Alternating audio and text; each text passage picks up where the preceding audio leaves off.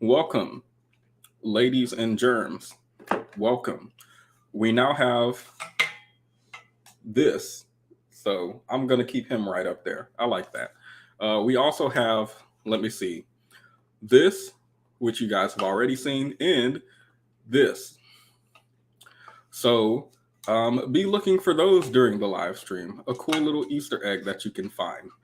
But welcome, guys. I'm going to give you guys some time to get in because I want to talk about some stuff today. One tear for the wounded king. Yes, one tear. Let me see if I can pull up the thumbnail. But good evening, everybody. Take a sip of this drink. Mm. Grab some wine. Don't grab coffee. Don't grab tea. Don't grab water. Grab some wine. Grab a beer. I don't know if y'all drink beer. That sounds nasty. Grab a wine cooler. Grab a shot. Something. Anything but Hennessy. Something white. Just a little bit. We have to work tomorrow. Hello, Bullet Magnet. Hello, Chica. So today, obviously, we're going to be discussing the man who got stood up because he wanted some advice. He wanted some advice, and I think you guys, welcome, Alicia. I think you guys are the right people to give him advice. So I'm going to be asking you guys questions today. This is going to be like an interactive thing. Um, that's what it's going to be because I don't know that I can give advice, but I think you guys can. So let me go ahead and light this candle. This is peach mango popsicle. Ooh. So we can set the atmosphere. Peach mango popsicle. I support it. It's mainstays, so it's cheap, but they're all candles. It doesn't matter what brand they're all. It's okay. Lawanda, you have white wine. Nope, that's not what's in that cup. I'm not going to tell y'all what's in that cup. Before we get into the main topic, though, I wanted to quickly go through some stuff that I saw. So now you all have to see it. What I've decided to do is one random Reddit post at the beginning of each live stream, and we can just go and give somebody advice because I keep hearing people say that all I'm doing is yelling at people, but I'm not actually giving advice or my opinion on anything. So that's why we're giving advice to the young gentleman today. And we're also going to give advice to some random people on Reddit. So let me pull up the first random post that I can see. Okay, let me share this with you guys. I, 18 female, have discovered my brother, 20 male, has been stealing my bras and... Hold up. Let me inspect this a little further. I, 18 female, have discovered my brother, 20 male, has been stealing my bras and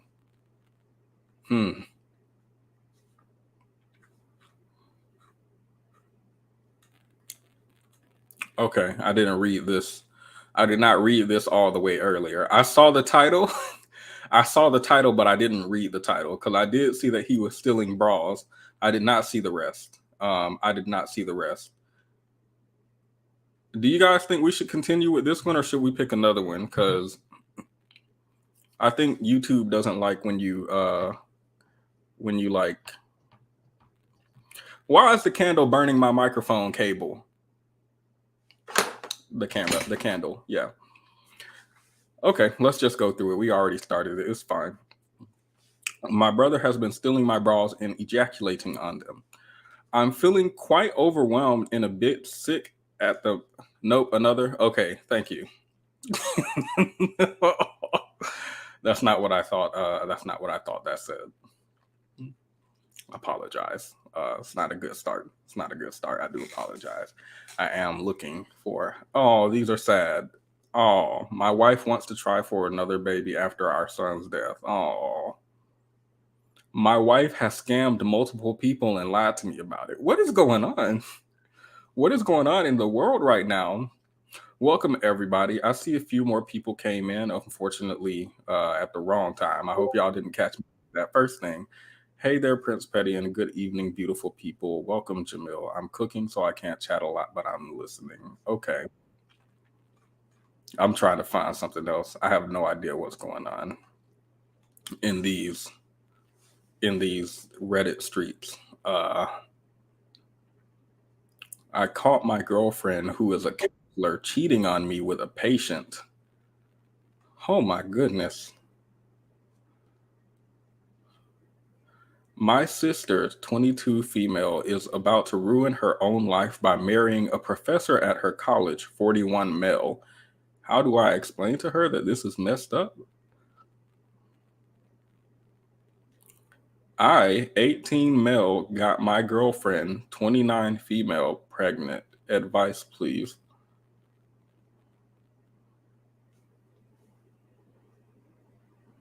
I think we'll skip this. I think we'll skip this part for now, guys. I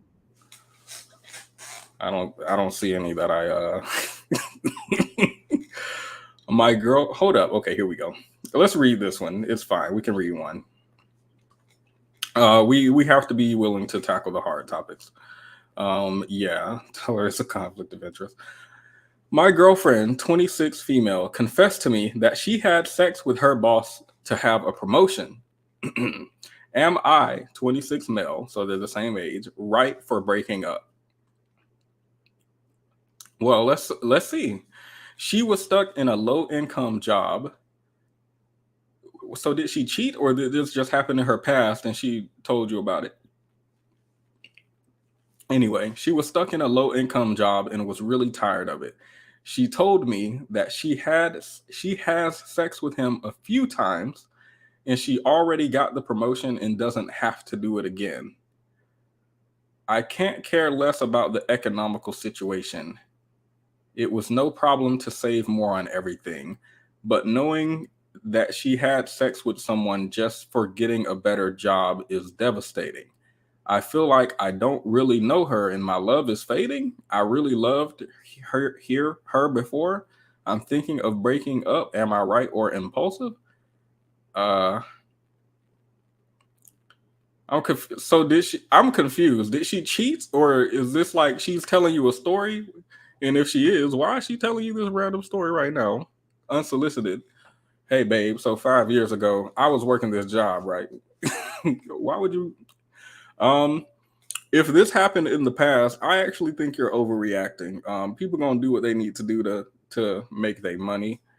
Maybe you find that morally not good. So I mean, you're within your right to leave the relationship.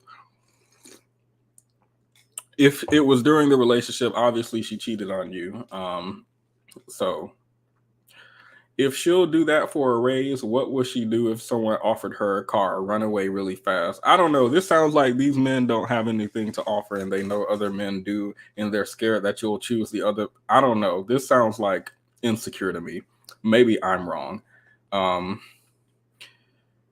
you're right to break up with her. The reason why doesn't matter. She's just using the promotion as an excuse to justify what she did. In the end, she has no respect for you, your relationship, and most of all, herself. Once someone does this the first time, it becomes easier to do this again in the future. Okay, so maybe he just didn't type it well. I'm thinking he was cheated on. So obviously that's bad. So leave there. Okay, we got our Reddit advice portion out of the way. It only took 10 minutes. Now I can play my intro and we can get into the main video. Thank you guys for toughing it out with us through that first part.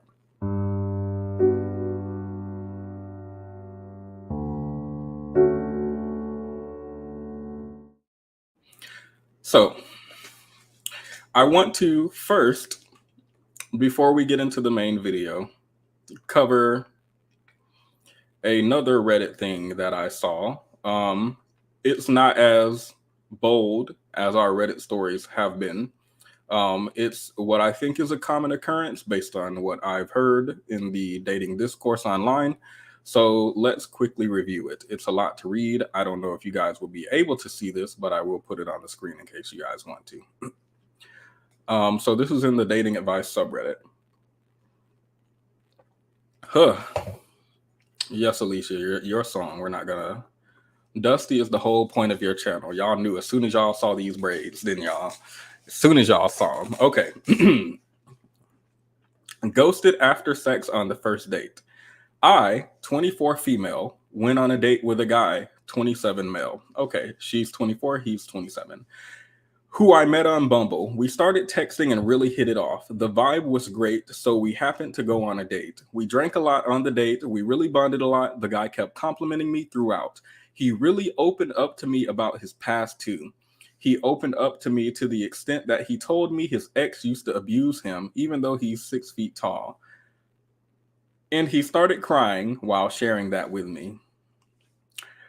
I really didn't know what to do at the moment, so I consoled him and distracted him for that topic. Soon after we hugged, and a kiss happened after the hug. Okay, part one. This is the first time I have kissed someone on the first date. Okay. The guy described his type as cute, funny, and smart while looking into my eyes. Aww. He got the spill down. Y'all don't trust him? Oh, y'all don't trust him. It's fine. He described his type as cute, funny, and smart while looking into my eyes. And that is literally me. Hold up, Paul. I hate when people do that. I hate when people do this. I hate when sorry. I'm triggered because my ex read my horoscope something and she was like, "Oh, you're a rising moon death sun." I don't know what the things are. I don't know what the terminology is, but she was like, "Oh my god, it says that you're kind but can be mean if you need to be in the right situations." Oh my god, that is so you. Y'all, I hate that so much. This is so generic. What are you talking about? Oh my god, he's speaking to. Do y'all really go listen to Taylor Swift or Beyonce or something and she's like, "I made this song for you," and y'all are sitting there like, "Oh my god, she's talking to me. She really did. This song really is a me." Do y'all really do that? Really? Sorry, I don't mean to drag her, but the fact that he's like, "I like cute funny girls," and she's like, "Oh my god, he's literally describing me right now." Like, anyway, sorry. This wasn't supposed to be a drag of her. I apologize. I couldn't hold it in. But that's literally me, she says. Then he said, "Yeah, basically you." He was my type too.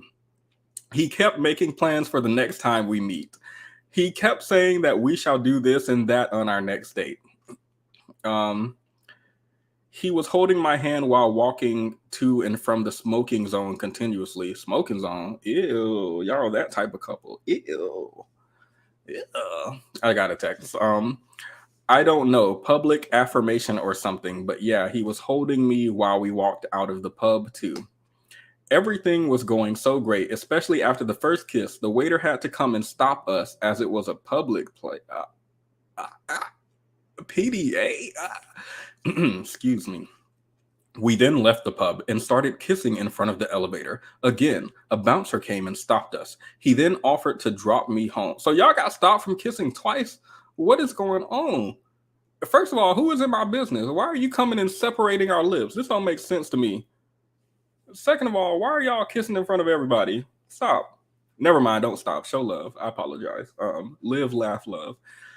So he offered to drop me home as my place was walking distance from the pub, and somehow he ended up at my place.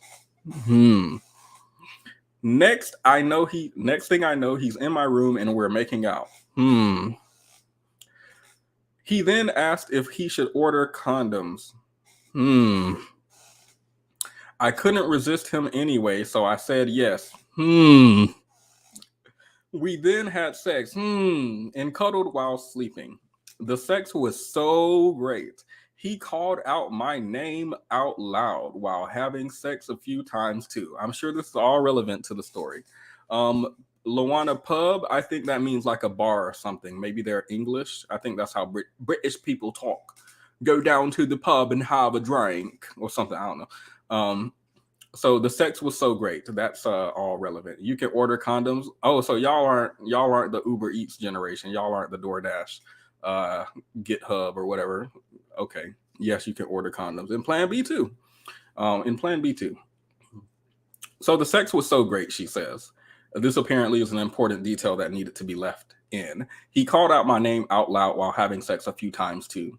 He asked me after having sex, "What do you think about me?" Everything he had done and said on the date made me feel like this connection is going to go somewhere, and it's definitely not just a one night stand.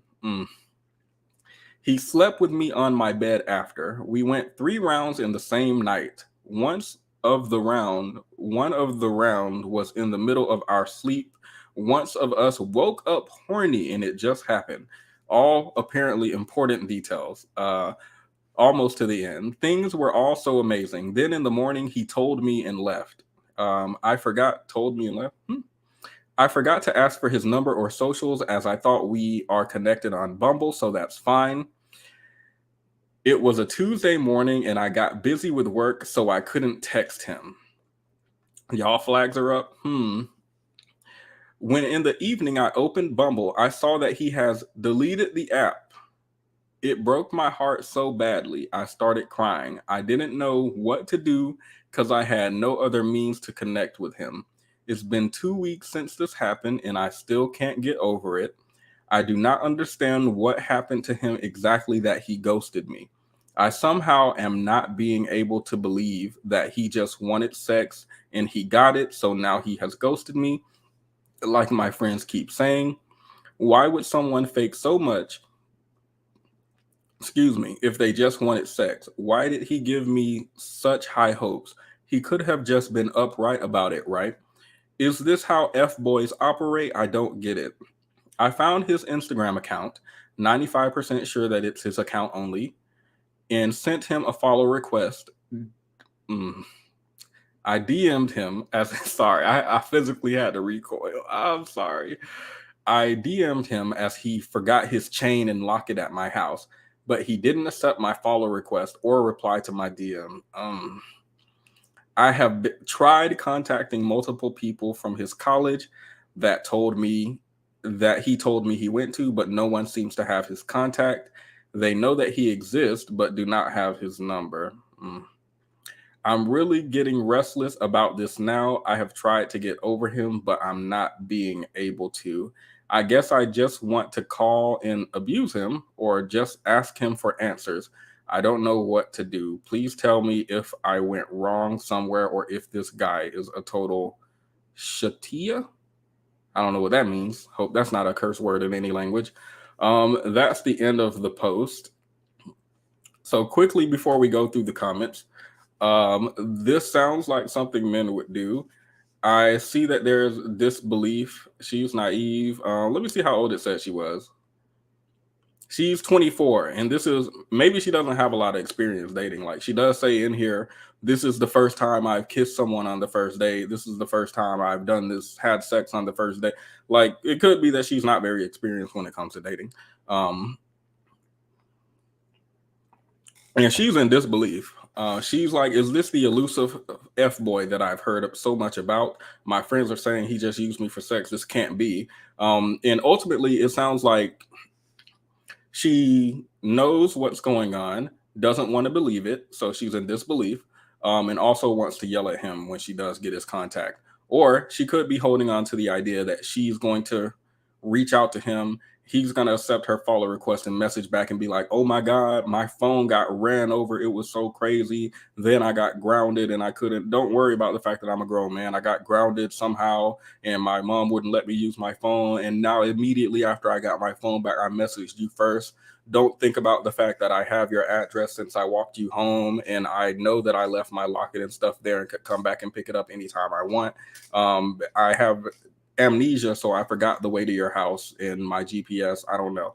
So it just feels like she wants him to explain something that's so ludicrous that it doesn't seem possible, but she's ready to believe it as soon as he come back and explain it.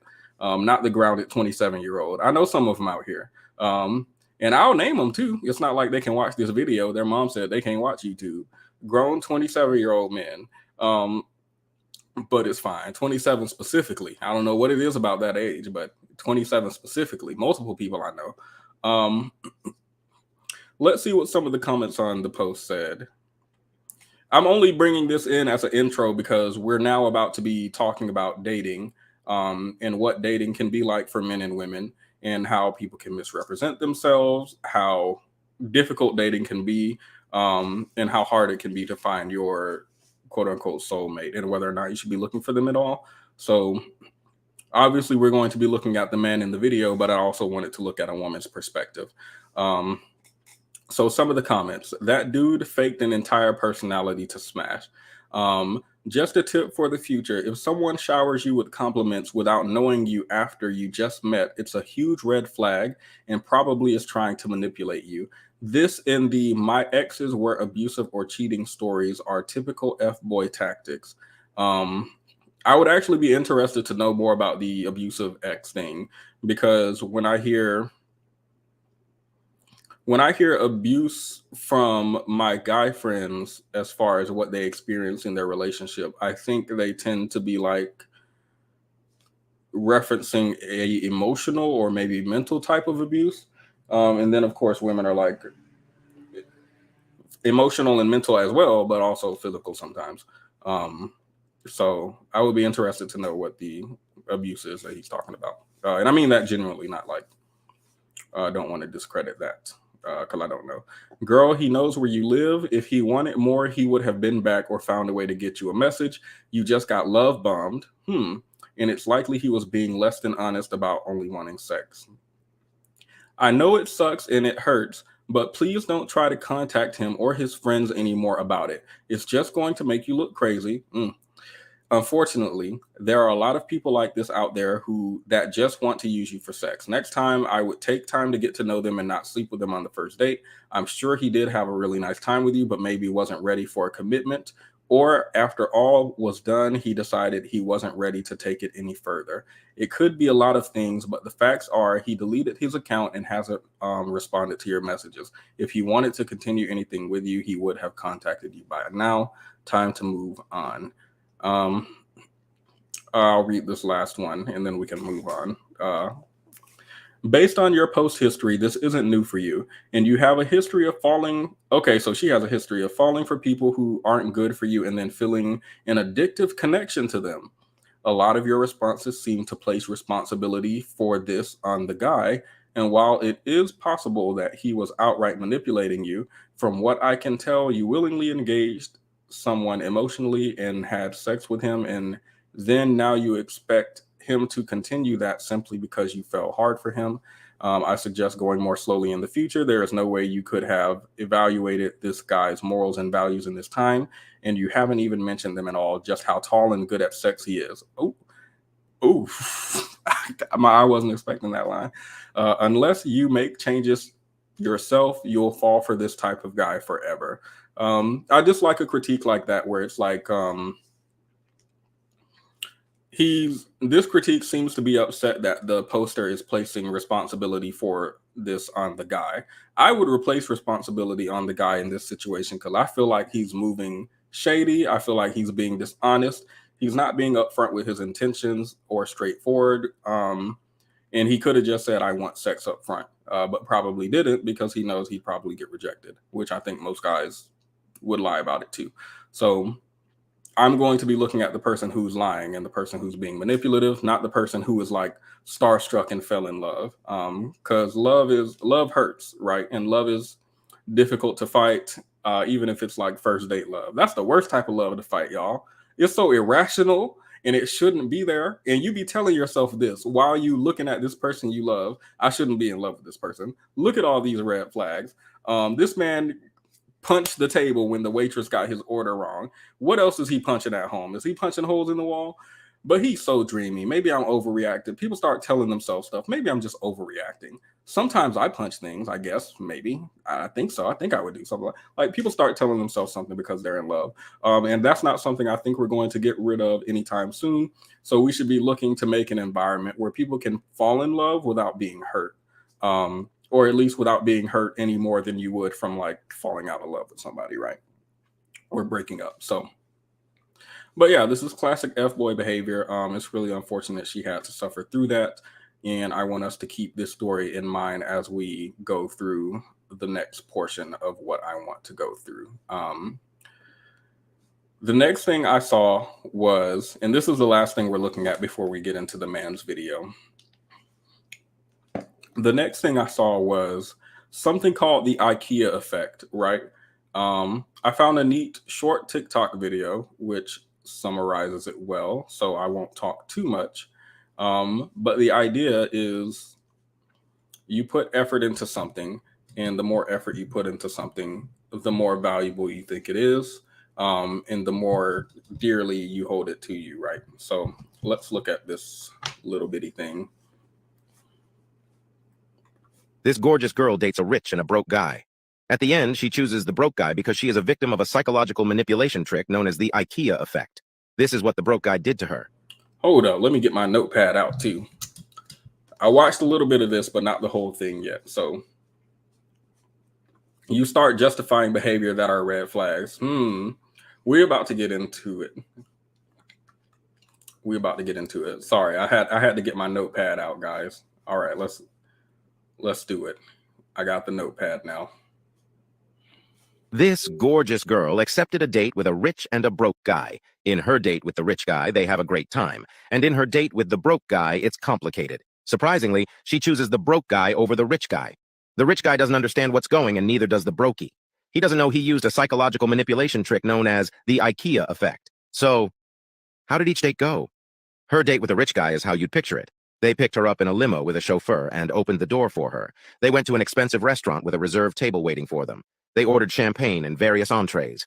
They talked and laughed. The rich guy turned out to be a gentleman and treated her like a queen. She didn't have to lift a finger and had a great time. When they dropped her off at home, she texted the rich guy to say, "Thank you for the date, I had a great time," and yet she still chose the broke guy. So, what happened in the other date? The brokey is middle class, but he had an emergency and ran out of money. He picked her up and told her the truth. "I don't have money, but let's go downtown and I'll play the guitar while you help me collect money and we'll have dinner with our earnings." I know a lot. I'm sorry. I have no idea where this is going. So you don't understand he's playing the guitar to make money so they can go on a date because he can't afford. Let the narrator explain. I was just shocked at him. This is a different type of audacity. You show up for the first date and he says, "I don't have any money. Here, hold this hat."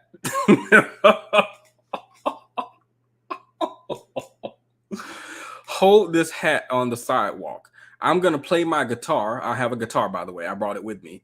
So he knew in advance. Anyway, sorry. I'm going to play my guitar. We might make enough money to get some Taco Bell. A faux for faux from Wendy's. You can get 2 of the faux. I can get the other 2. Okay. A lot of women would run away. However, this girl was both pretty and understanding, so she accepted the adventure. While in downtown, they had no luck. It rained a bit. An officer gave them a ticket and they barely made $10. Looking back at it, she didn't understand what had happened. She still doesn't know why she chose the brokey. Objectively, she didn't enjoy working downtown. Did this AI voice just say brokey? I'm sorry. Let me stop. And she did enjoy being spoiled by the rich guy. But it all makes sense with the Ikea effect and the mystery of the $10 dinner. Now let's talk about Ikea. They make furniture with okay quality. It is not bad and they are not ugly, but they are not good either. If you see an Ikea table at a friend's house and they ask you to rate it from 1 to 10, you would look at the quality and say 7. Now, if we ask your friend how much he likes it, he would rate it a 9 or a 10, according to a Harvard study.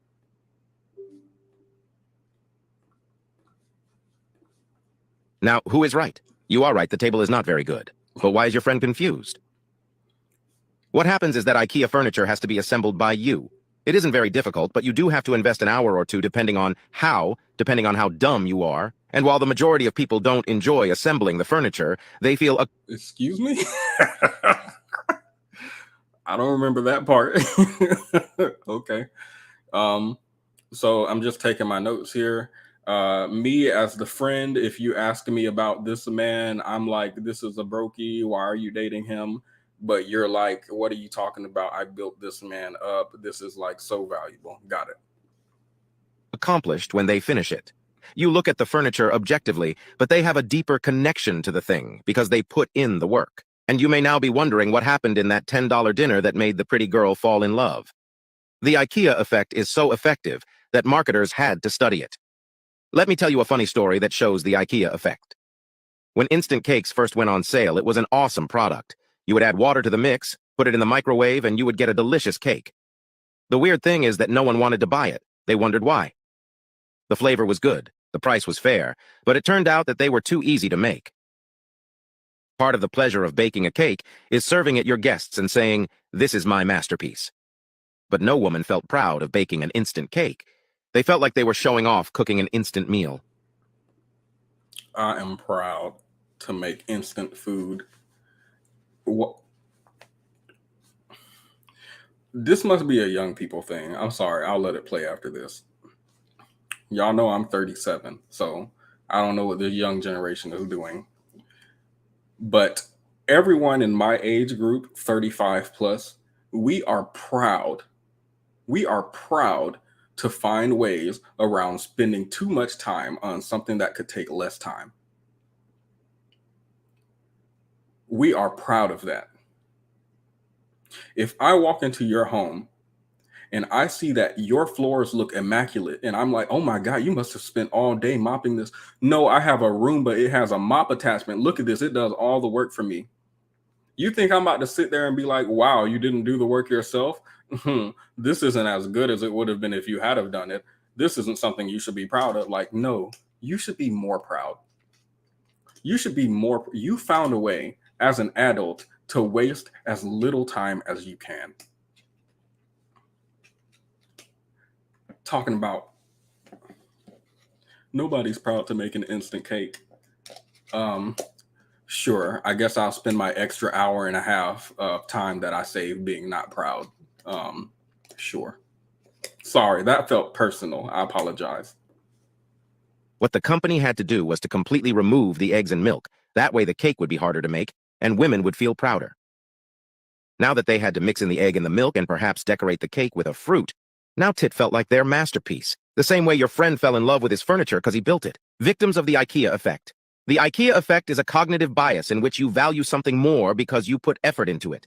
Now let's rewind. What happened to this girl? Whom, after going to a French restaurant in a beautiful limousine in which she was treated like an absolute queen, while not having to lift a finger, she chose the brokey, with whom she went to get tacos and had to share a soda because they only had $10. What happened is that in her... real quick, before this continues, very important because my friend just mentioned this today. Do you guys get the ick if someone shows up to the date and they expect you to share a meal together instead of getting separate meals for yourself? Sorry, they shared the Coke bottle in the video, so I just need to know. Please let me know. Date with the rich guy, she felt like an outsider. They effortlessly gave her everything. Of course she likes the French restaurant, but no French meal tastes as good as the tacos that you earned by working and sweating hard. The brokey, without realizing it, uses the IKEA effect all the time. For example, when he is depressed and has a problem, he tells her and allows her to be part of it with her ideas, leading to her feeling included when the problem is solved, sharing the joy with the broke guy because she feels included. Or, for example, the broke guy does not have a mansion like the rich guy, but one Saturday afternoon he invited her over, and together they painted his room. She even painted... Y'all are out here painting people. I'm sorry, I said I was going to let it play. A butterfly and wrote a romantic poem in Spanish. They then went to a shop and bought plants to decorate the room.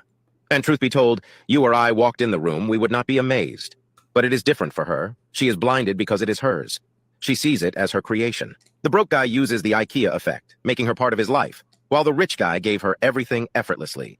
And while she obviously enjoys a comfortable life, she feels like a team with the broke guy.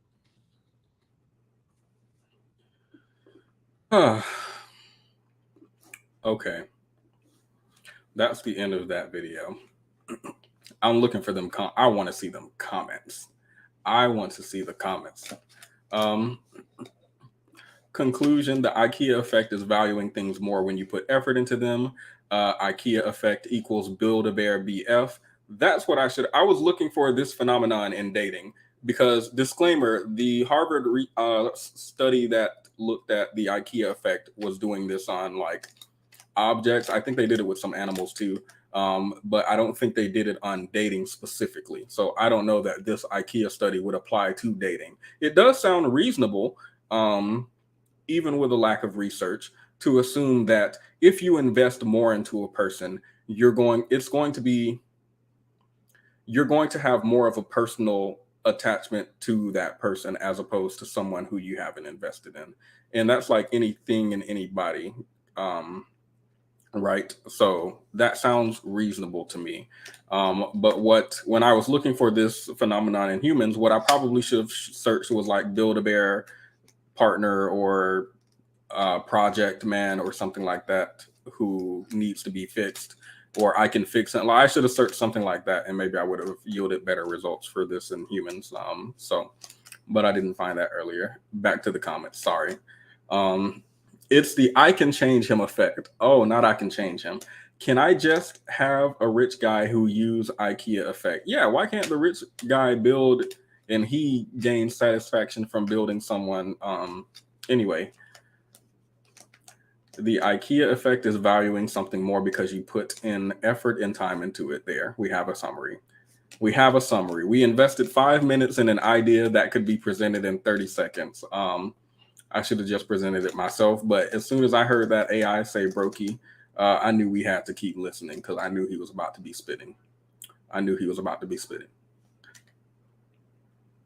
And my neighbors are spitting upstairs right now. I have no idea what they're doing up there, but they're loud every night. They're loud every night. I'm tired. I don't get a lot of sleep. It's difficult out here. Yeah, it's difficult out here, but it is what it is. Low cost rent is what it is. This is what we can afford. So this is what we're going to do. My bad, back into it. So what notes do I have from this TikTok video? Let's see what I took down. Putting in more effort creates a stronger attachment and a higher personal value. And what I'm kind of asking myself is, even though obviously it was presented in a negative way in the video, is this bad? Is this necessarily a bad thing? That you invest something, specifically someone, adventures, specifically someone more because you've invested in them. And I can't answer this with a straight yes or no, so I wanted to ask you guys, which I will now do through a poll. Actually, I'll quickly drop the link in case any of you had anything to say, because this is the last thing that we talk about before we get into the man who got stood up. So I'm going to separate this part. Let's do that. Don't give a man anything. That's what we learned today. Let me see. Let me make this poll for you guys.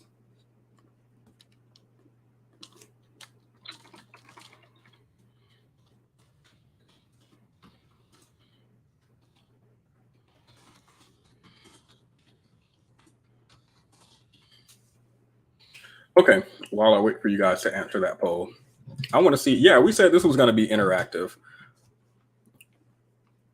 I'm trying to see what you guys think. Investing in love is normal. Oh, y'all are split down the middle. Okay. So we got 50%. Is it now we got okay, let me let it settle because y'all are still voting. It looks like most people are saying no. Allow it to be. Do you think it's bad to value someone more if you've invested more into them? Can you hear me? Yep, I can hear you. Oh, okay, that's nice. Hi, Petty. I'm a fan. Okay. I think that when you give, it's challenging because you can't get out of it as easily when you're invested. Literally, you've invested your time, your feelings, emotions, money sometimes. And to just walk away from that, you feel like you got it out the mud with this person. So how dare they leave you or disrespect you or whatever? So is it like an expectation of the storm is storming outside? Sorry, that is distracting me. I don't feel like metal should be bending like that, but it's fine. I'm gonna look this way. I can't see it. Um, is the idea that you are now emotionally invested because of everything that you've invested, not just financial, but like emotional, mental wise, right? Effort, labor. Is it that you now have an emotional attachment to this person? Obviously, but is there also like that I've invested in you, I expect your reciprocation.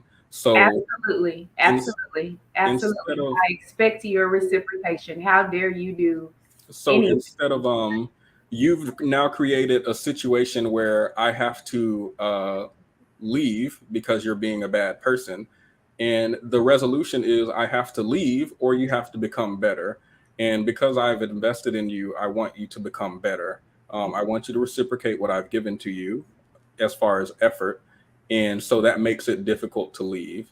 Absolutely. So is it bad to value someone more because you've invested in them more? Because whenever I think about this, I always think about someone has done something wrong to me, dating or friendship or anything, right? Not necessarily romance, but someone has done something wrong to me. And because I'm invested in them so much, my tolerance for what do they call it? Niggatry is higher. And I don't know that that's appropriate, right? So is it bad or is it good? Let me see what I y'all. think it can be bad. I think it can be bad because now you're placing a responsibility on someone because you are emotionally, mentally, physically, etc. invested. It can be bad. Marcus says it's bad because my love is my love regardless of investment, but I get how it goes the other way. And Um, you should give without expecting because if you're giving something to them, you're expecting them to return something reciprocal to you. You're expecting something of equal or greater value. And that's not fair. They might not even be capable of that. um, so I don't think I'll get to the point because you already touched on some things that I wanted to get into. I don't necessarily think it's a bad thing. You might, for example, value yourself more than other people might value you, especially if you've put a lot of work and effort into yourself. And I don't think it's bad to look at the work and effort that you've put into yourself and to value yourself more because of that, even if other people don't. I don't think it's bad to value your partner or your relationship more because you put effort and work into it. Um, I just think I would caution what you put your effort into. Let's look at a red flag, for example. The idea of a red flag is something like a warning sign, and it indicates that this person is unhealthy or manipulative behavior or whatever have you. Um, they're not always recognizable at first, obviously, which is part of what makes them dangerous. However, they tend to grow bigger and become more problematic over time. So, there are two important things I think about red flags. One thing, they tend to grow bigger and become more problematic over time. So, what's a red flag? I said maybe a guy on a date gets angry because he the waitress got his food wrong or something, Mhm. and he like bangs his fist down on the table. I might consider something like that a red flag Mhm. because even though it seems like minuscule, right? Maybe he just got frustrated or see, look at me, I'm already giving excuses. Maybe he just got frustrated. Maybe I don't know. I get mad at something, right? It's a red flag. A red flag is a red It flag. starts, Petty. That's how it starts. Those excuses. But the idea is, even though the action itself might be minuscule comparatively when we think of like physical abuse or someone getting violent or breaking property or something, this is minuscule, someone just banging on a table, but it indicates what this could become in the future if this is how it starts. Number one, this is the first date. I assume most people see the red flags on the first date, not in the middle of the relationship. Mhm. Um, this is when someone is presenting themselves at their best to you generally. This is when they're supposed to come out and hide anything that's bad. Well, you're not supposed to hide anything that's bad, but I think most people do want to make a good first impression. And if your first impression already has you unable to control your anger or your outburst, what does this mean when you're more comfortable around me? What else are you going to hit? A wall, a table, me? Obviously, this could be him hiding something and he's doing a poor job of hiding it because it's come out this much. Or even if he isn't violent, that he's unable to control his outbursts may indicate that he would become violent in the future. Blah blah blah blah blah. Because So he's not hiding it. You saw it. he's not hiding it. So that's the first part. Or worse, he is hiding it and this is the best he can do. Um, so this is him with effort hiding it, which will be even worse, in my opinion. So that's the first important part of a red flag to me. The other important part, which you touched on, um, it prevents you from getting too attached to someone who's bad for you. The Mm-hmm. more attached you are, the more harm you overlook. The more invested you are, the more you overlook, and the more you value this thing, and you're less likely to let it go, i.e., the IKEA marriage thing, right? Mm-hmm. Um, so, a personal anecdote. If someone curses me out at work, I'm going to curse back at them. If my friend curses me out, I'm going to ask him or her or them what's wrong, because I have a higher tolerance for my friendships because they've been lengthy, they've been effortful, and they are reciprocal. So things that I consider a red flag in people or like atrocious behavior, I'm more likely to let my friends get away with it. I think most people are to a degree. And like my friends aren't out here killing people or something like that. That would be weird. But like I'm not gonna hide the body, not that far, no. But I will allow things more from people who I feel like I have invested into, assuming those things aren't degenerate. Mm-hmm. What I think is like degenerate behavior, extremely degenerate behavior. So, um, and I wanted to bring up a friendship because it's not just romantic, right?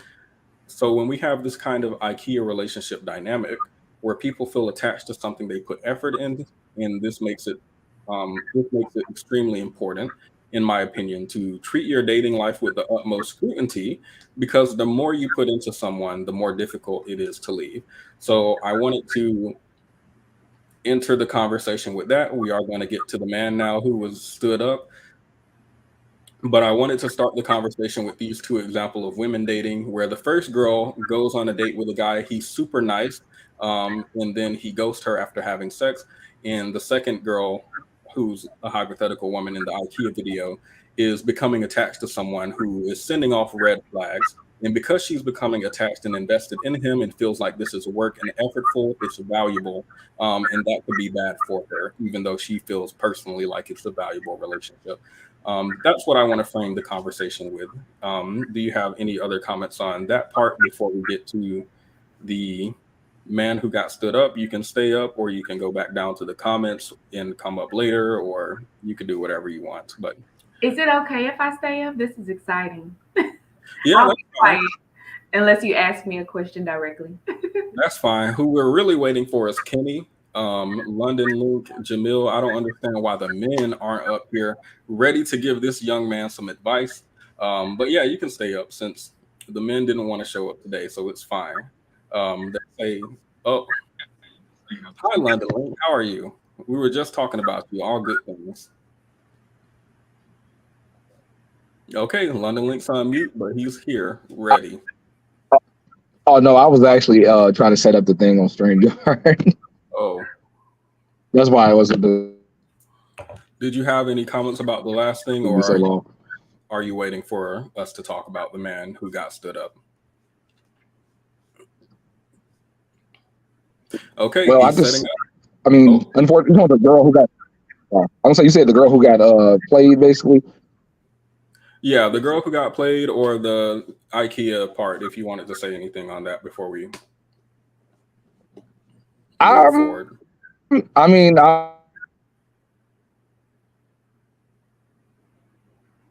the IKEA thing that's necessary. I mean, I guess it's true in some scenarios. It really just depends. Oh, okay, I Petty. don't I think have. women are just going for broke dudes because they. Sorry. I was gonna say if you're in a geographical location where dudes maybe not performing up to the par, you're just settling for what you can get, maybe in some scenarios. Wait, I think it's cutting in and And I out. don't think most rich dudes are as good. Oh, damn. See, that's why I hate my job. Signal Oh, horrible. I Okay. don't think most rich dudes are as nice as they made them seem like on that video either. oh no, obviously, I think this is like a hyperbole, right? I don't think men are actually. I Yeah, hope to hyperbolic. God, I hope to God, men aren't out here talking about let's go hold out the hat and collect change, and we're gonna get arrested by the police on the first date, and we're gonna paint my apartment. I really hope this is not how men are dating.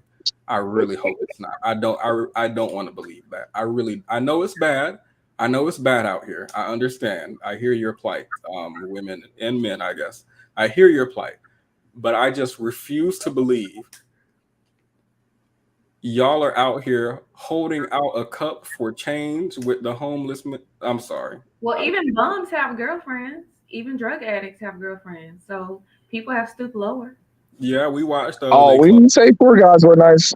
We weren't saying that poor guys were nice. No, I'm saying that it can come on either side. No, I'm talking to the comment. I'm sorry. Okay. London Leak came up to say rich and poor men ain't nice. Now that that's wrapped up, we can get straight into this man who was ghosted on the first date.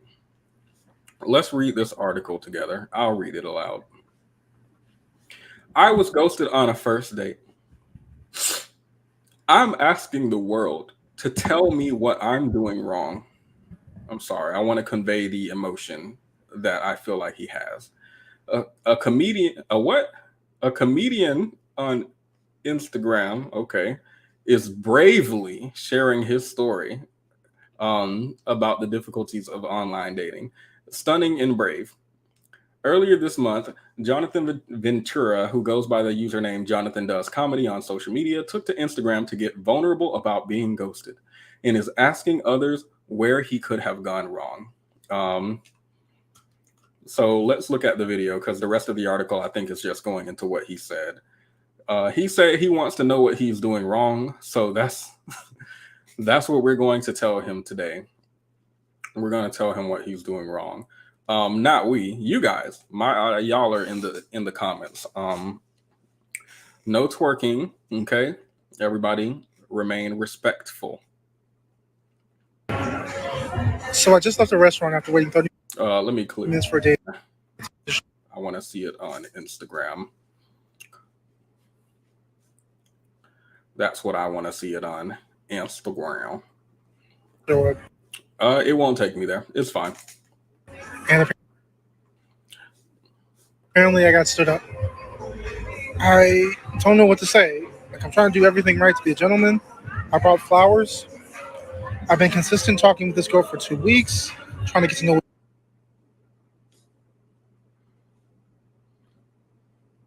Oh, the whole tab shut down. All right, Google. Okay, now.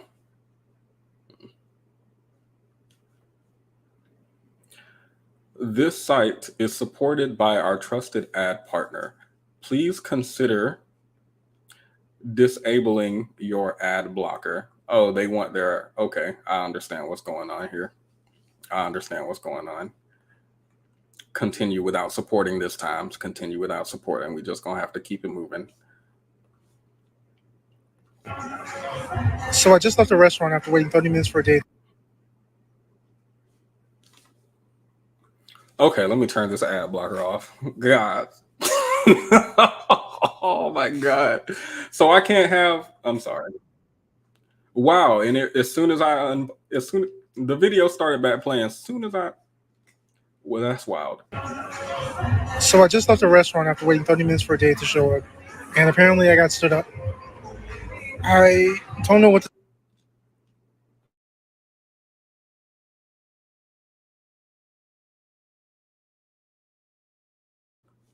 Okay, guys, they don't want us to see this.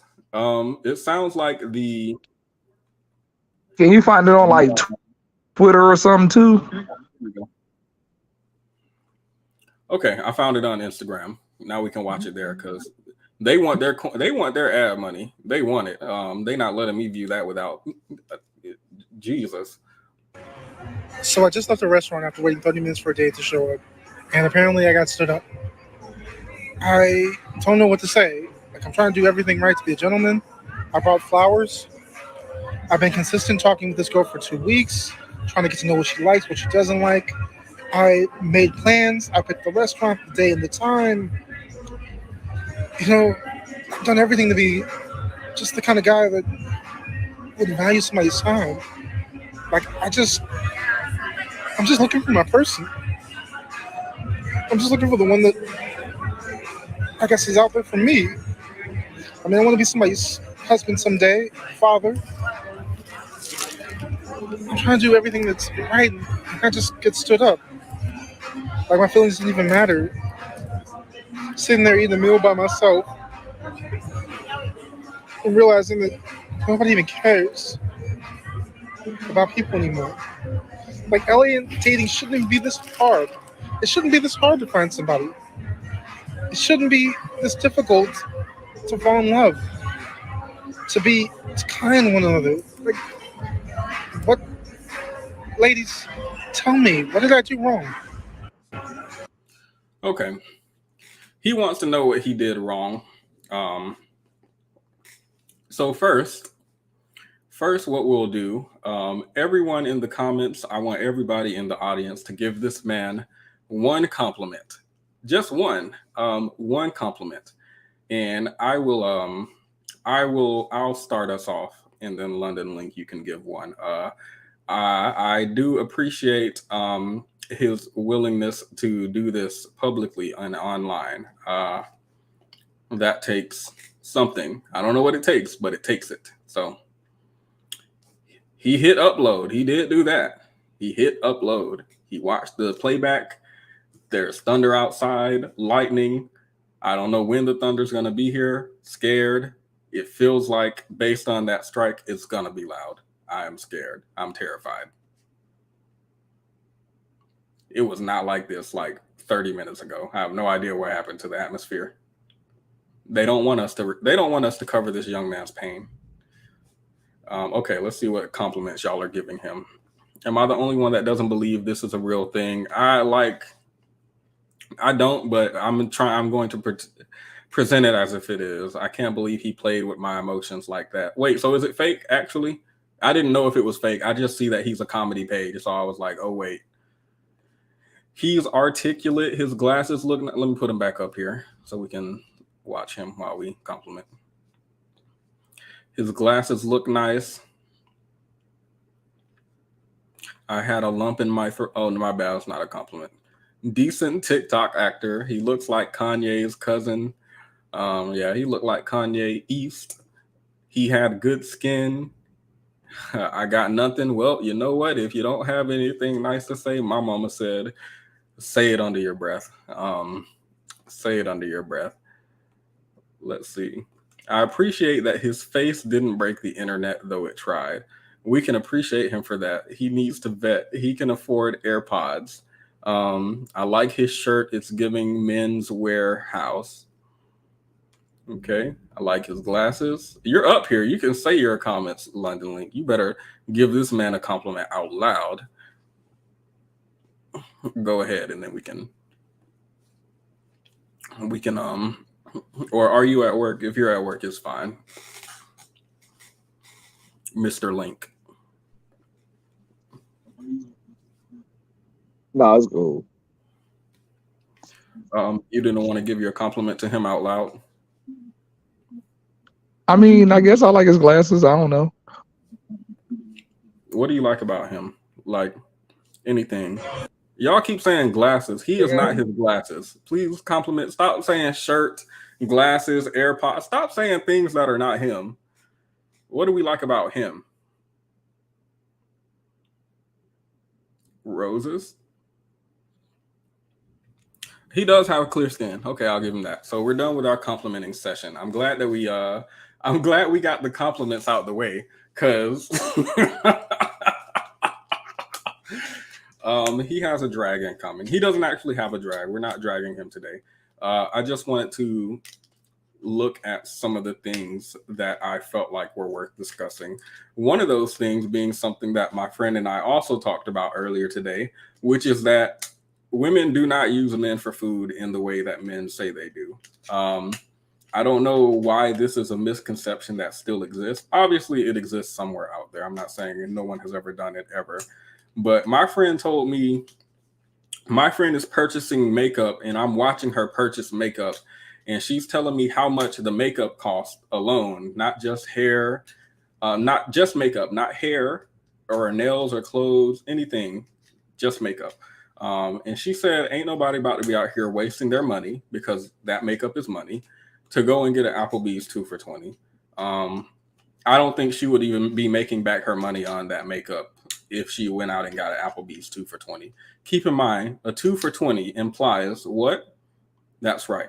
It implies that you're getting 2 meals for $20, meaning each meal is $10. So my friend said she's not, $10 ain't enough for her to be out here and spend time doing her hair and makeup to go get $10 worth of food. in an unenjoyable experience with somebody she doesn't want to be there with. So yeah, I don't even think that just seems financially irresponsible. I don't think that's actually happening out here, but I could be wrong. I could be wrong. I always slide that in there, save myself. I could be wrong. I don't know. I could be. Um, so let's start with waiting 30 minutes and getting stood up. Or Wendy's fofofo. Yeah, like come on now. And y'all split the fofofo in two. Come on, really? People getting dolled up for $2. I'm sorry. I'm sorry. Kenny, are you here to defend your friend? I'm glad we have the men on the panel now. We can have our misogynistic arc. Okay, Kenny doesn't want to defend his friend. I remember you speaking like really loudly the other day, talking about why is everybody hating on this man? I feel him. When did that never happened? That never happened. I promise you that never happened. Welcome, Kenny. Welcome back. I know we're beefing right now, but you can give your thoughts on this before I continue. I feel like I need to see the woman. You need to see the woman, like what she looks like? Yeah, because if she's gorgeous, trust that she has better options. And she probably has multiple people trying to go out with her. So you're going there. You think he's dating someone who's out of his range in the looks department is what you're saying. Is it hard to be out of his range? That was foul. Kenny.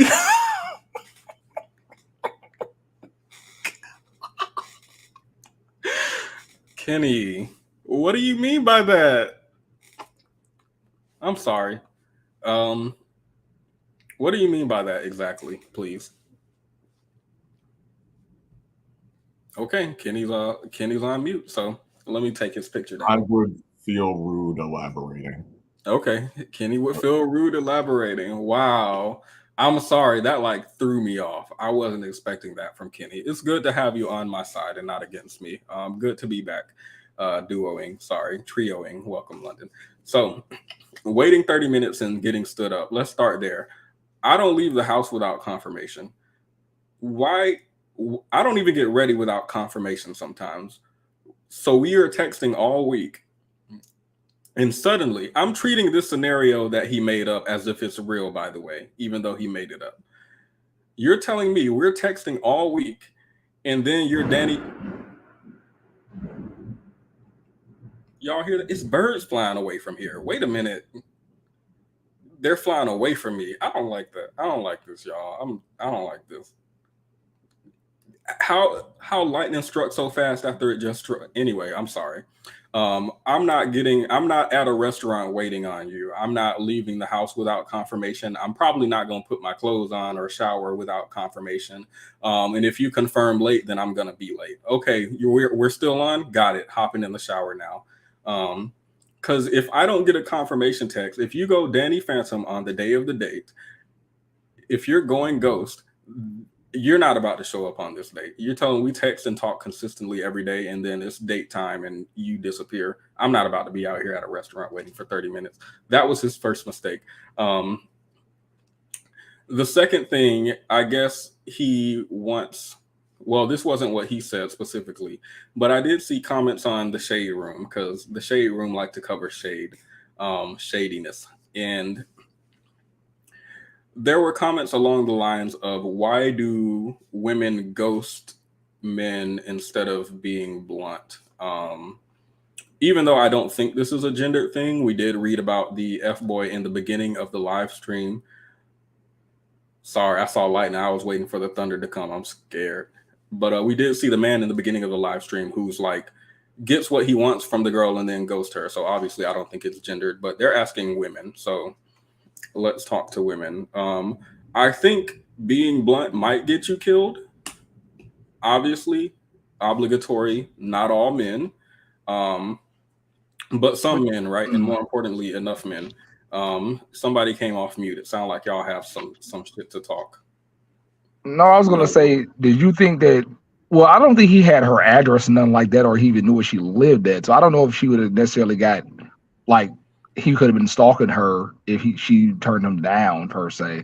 I think I would have just said, hey, I don't want to pursue this, cancel the date, the day of if she just didn't want to go. She could have, but I also think violence doesn't have to be in person. Obviously, internet violence isn't physical, but the idea that you reject someone and then they get violent with you through their messaging is also a thing. Sending death threats or any type of threat, not just death threat, or like insulting you, which I think we talked about in a different live stream I did, which had to do with rejection, the male ego, why do men insult women who turn them down, right? I'm thinking maybe, I'm not saying this is what happened. I'm just saying it's a possibility that she might have felt like rejecting him is going to warrant some violence from him. Warrant is the wrong word because I think warrant means justify, and I wouldn't call it justified violence, but she might not even want that response. We don't know what their texts have been like and whether he's been icky or not. I also saw Themis point out maybe she showed up to the date, saw him in person, and he might have been a catfish, so she leaves. Do we think something like that is he might have been a catfish, so she, yeah. Do we think something like that is appropriate if you show up and see somebody sitting down and they look similar to the person you're supposed to be here with, but you think it was a filter on his page? I don't know what filter. I'm sorry. Let me let Kenny do anything that requires. But I don't know what filter can. When I was listening to Thema say this, I'm like, I have no idea what filter, what edit, what AI redraw. I don't know what can. That's rude. I apologize. I feel like you know my answer to that question already. You think it's okay if somebody catfishes you? You don't think you have a responsibility to walk up to them and say, I'm leaving the date because you catfished me? Absolutely not. Okay. London Link. No, actually, if they catfish somebody, no. Okay. So what I'm hearing is not just catfishing, right? But if the person who you're supposed to show up to the date with does something egregious towards you, this might be grounds for you to leave without having to explain yourself, right? Is that what I'm hearing? If that happened, well, we can't confirm that happened in this scenario. We just know that he might not. He's not socially attractive, so that could have been an issue too. I saw the second half of the video that we're going to look at in a little bit, so I know, but just based off of what I'm just speculating. And the reason I'm speculating on behalf of the woman is because I feel like in the discourse that I've seen online, most people are speculating on the behalf of the man. He missed a red flag, and this is he gonna be up from here. Hold your head up, king. I've been seeing advocacy for him without question. I feel like maybe we should scrutinize this situation, especially after seeing the second half of the video. But I do think women, like, this is just one of the reasons why I think women ghost, to get back to the topic, because you could be killed or you could be threatened with violence or death. And that's something that we did cover on my last live stream about rejection in the male ego, where we look at CDC researchers who are studying something called, what is it called? Masculine discrepancy stress. Men who become stressed because they perceive themselves as less masculine, and perceiving yourself as less masculine when you've been rejected by a woman, or rather there's a threat on your masculinity, and how this can make these types of men who have that masculine discrepancy stress to be more prone to violent behavior. So when there's something like this that's researched, I think it's reasonable for some women to be like, okay, I'm not about to outright reject someone, right? Also, ghosting is an answer. Like, I don't know why people are confused. We looked at the first lady in this live stream, who's like, not the lady with the bra. What did she say? So he came over, slept with her, left, deleted his social media, don't talk to her, don't respond to her messages. And she's like, what could be going on? What could be going on? Really? Come on. Really? I feel like ghosting is an answer in itself.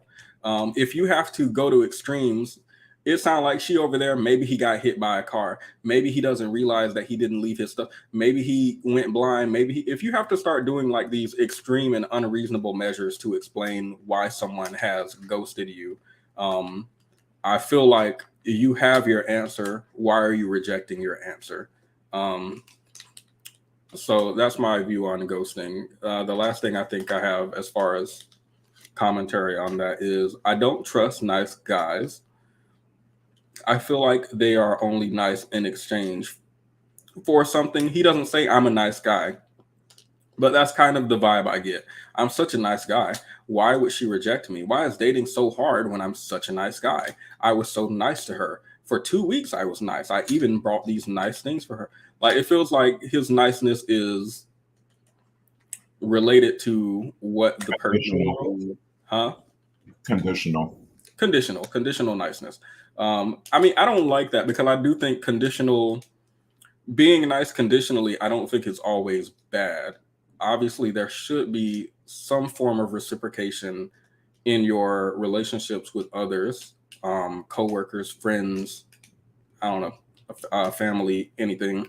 And I don't think you should just be giving and giving and giving yourself to someone who is not reciprocating to you generally.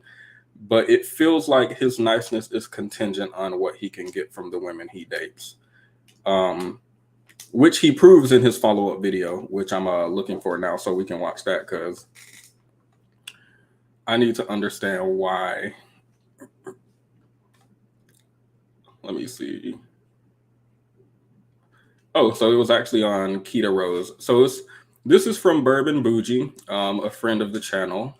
Shout out to Bourbon Bougie. I will add a link to her channel in the description after, because she found this clip that I cannot find. I swear I watched this clip on YouTube and then couldn't find it again after. But Keita Rose, maybe it's on TikTok. I might go to TikTok and look for it. Keita Rose, who I think is also pretty well known on this side of YouTube, was discussing this video, and this is, maybe he deleted it from his account or something after he realized his original video is gaining traction. But she wanted to present the second half really quickly. Saying that this man does not deserve sympathy, but I'm just here to merely offer another perspective. I was at a restaurant after waiting 30 minutes for a date. Oh wait, that's the wrong one. I want to see the second clip.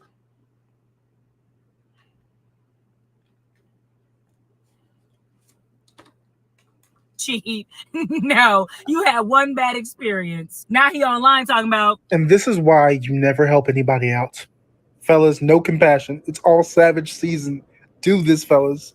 I know it sounds up, but it's true. And that's why I question. Wait, so he got his heart broken and now he's going to treat all women like shit. That's what it sounds like. We're going to go through that whole video because I wanted to look at a response from women, and then I wanted to look at a response from men, and see what the difference was and what the men had to say and what the women had to say.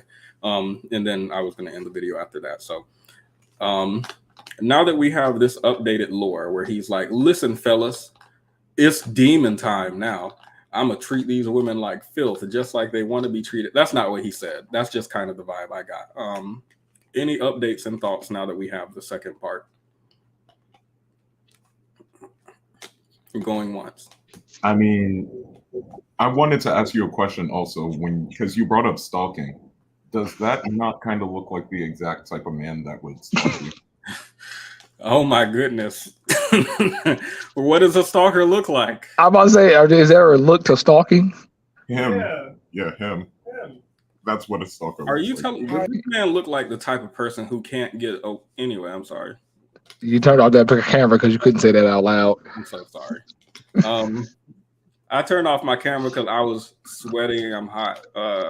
Yeah, sweating. And laughing at him. That's why I turned the camera off. But I don't like this. I don't like when someone is like doing this sympathy plea. Why doesn't anybody care? I'm not like those other guys. I'm so nice, but I still get treated like this. And you are the other guy. Like, I don't understand. Oh wait, there was one more thing he wanted us to look at, actually. I forgot this part. It feels bad to play this after the part we just watched, but I'm gonna go ahead and play it. Hey everyone, I'm just taking the time out today to thank everyone for just all of the positive DMs, every message someone sent me in regards to what's been going on for the last couple of weeks. Just every positive word, every affirmation that people sent my way about finding my person, or just DMs that said it's happened to them, both men and women. I don't want to watch this shit no more. I don't want to. This man, thank you everyone for the positive overwhelming. Like you ain't make a video talking about I'm about to go demon time on women now that one hurt me. What he says depends which eye he's. I'm not about to. I'm not about to play with y'all in these comments. Didn't I say how we start off with compliments and we get here? This is exactly why I made y'all leave compliments in the beginning, because wow, very different energy. Yes, like you. So you delete the video. It feels like what he was doing was a skit, and he wanted to. This is just me speculating. I don't know if this is true. So grain of salt. It feels like the first one was a skit. He didn't get stood up. He just made this video to go Agreed. something because he's a comedian. And then his second video where he's like, I'm gonna treat all women like I'm gonna start treating them bad since they want to be right. His second video was also a part of the skit. It's a part of the joke or whatever. And he realizes that his first skit is going viral. Even in the news post that we looked at initially, let me see what it said, because the news post that we looked at was like a young man put his heart on the line and he was honest with us and he just wants to, like, they completely ignoring the part where he's like, I'm about to start treating people bad because I got treated bad. Let me see. How old is that dude? I thought he was in his 30s. They talking about young man. I think he's 70. I mean, like 37. I don't know. Let me see. A comedian on Instagram is bravely sharing his story about the difficulties of online dating. Like so he realizes he's going viral and everyone is sympathetic towards him. So he spins this into some, thank you guys. I put my heart on the line and you all received it. He about to start a podcast. Yes, KO. That collar on the t-shirt, on the shirt. What's wrong with the collar on the shirt? Oh, I see. Okay. All right. It's a curly thing. Why are we complimenting catfish? Hey, look. That was the beginning of the video. We're at the middle now. We're at the end now. So y'all don't have to compliment no more. Y'all can drag. I'm not. Y'all are grown. I don't control grown people. Apparently, a grown woman is controlling this man and forcing him to be bad towards all his future partners because she didn't show up to the date. I take back the skin compliment. Be bold. Say what you need to say. He's trying to get a bet. That's what it feels like. And he's gonna start that podcast. I just know he's gonna start that podcast. So let's look back at Bourbon Bougie. Because aside from my critique, I wanted to see what other people were saying. I wanted to see what women were saying. I wanted to see what men were saying. So we're going to look at Bourbon Bougie. She's going to be representing the women. We're going to look at a surprise male who had something to say. It's short. I think it's like a minute or 2 minutes long. And then we're going to look at Mr. Let Go. Because his channel, I think he needs some clout. So I don't mind reaching down into the smaller YouTubers and kind of pulling them up. I don't mind. So we're gonna give him some clout that I feel like he needs. So first, let's go through Bourbon Bougie, then we can go through the men. On viral. Let me make sure my volume's up. Stood up for a date. Oh. And the anguish and the hurt feelings that you get when someone stands you up, it definitely sucks. And what I want to point out is that I literally, honestly believe that men buy into these fairy tales. They have bought into the patriarchal Kool-Aid that they are entitled to a woman. Now, we don't know Jonathan. We don't know anything about him, but we do know that he was having a vulnerable moment on social media. And because he displayed some emotion, women and men felt for him. And I get it, because men are not typically vulnerable like Jonathan was on social media. But men have got to release the patriarchal fairy tale, because we're not living it anymore. And simply dating someone for a couple of weeks, and we don't know if he displayed any red flags. We don't know what happened during the course that made that woman say, Because online dating, let's be real. Let's use a touch of common sense. Online dating and dating for women in general is challenging. Our safety is on the line. And when we feel some red flags, when we feel something in our gut, Maybe she got scared. Maybe she ran away. I don't know. But what I do know is now, because this man was turned down, this man was stood up. Keto Rose has a clip of him where she's talking about it. And now he's gone savage. Now he is saying, forget these B words and just going in on women because he was stood up. Now all women get to suffer. People reject folks. It's not easy. This man in this video was talking about online dating and dating should be hard. And that's life. Going through the process is challenging, and getting stood up once, having a breakup is not the key, the ticket to treating people wrong that have not impacted your. I feel like my internet is going to go out. I'm not sure, but I feel like it is. But let's not knock on wood. Fingers crossed. I just wanted to point out that she starts with sympathy and understanding that dating is hard and it sucks to be rejected. Goes into what she goes into. I think I'm gonna let Keto Rose's part play too, even though we saw some of it already. Just because we're gonna be looking at two men, so I want to also look at two women. But I did think it was nice that she started off with sympathy and she's not in here dragging. So appreciated. For life, but that's an excuse, and now this person is going to, I don't know, it's buff. Turn into, I don't know, guys. I don't know. I'm concerned. Yeah, the bad guy. At first he was talking about he's a good guy, he's kind, but that's why we put good guy in quotation marks, because just as soon as something goes wrong, that good guy switch can turn on. This is why we need to just deprogram that men are no longer simply entitled to a woman's time, space, or energy simply by being born a man. It's not the way it is. Women have to like you, be attracted to you. You have to have some emotional intelligence.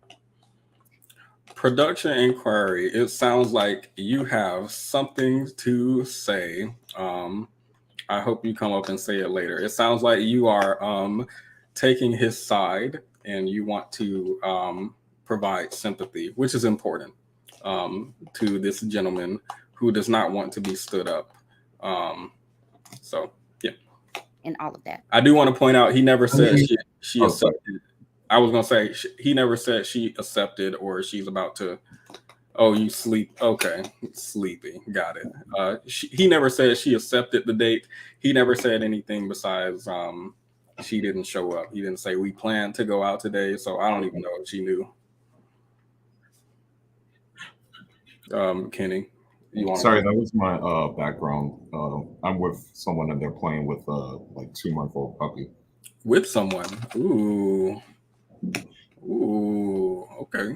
I literally cannot stand you. But I was gonna say that who was it? I think it was Production Inquiry.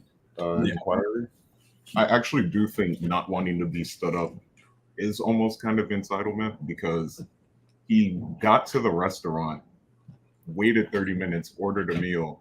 Was she telling him in that entire time? Like, you didn't even get confirmation that you were going on the date by the way you were describing it. It sounds, the way you just presented I didn't realize how one-sided this sound.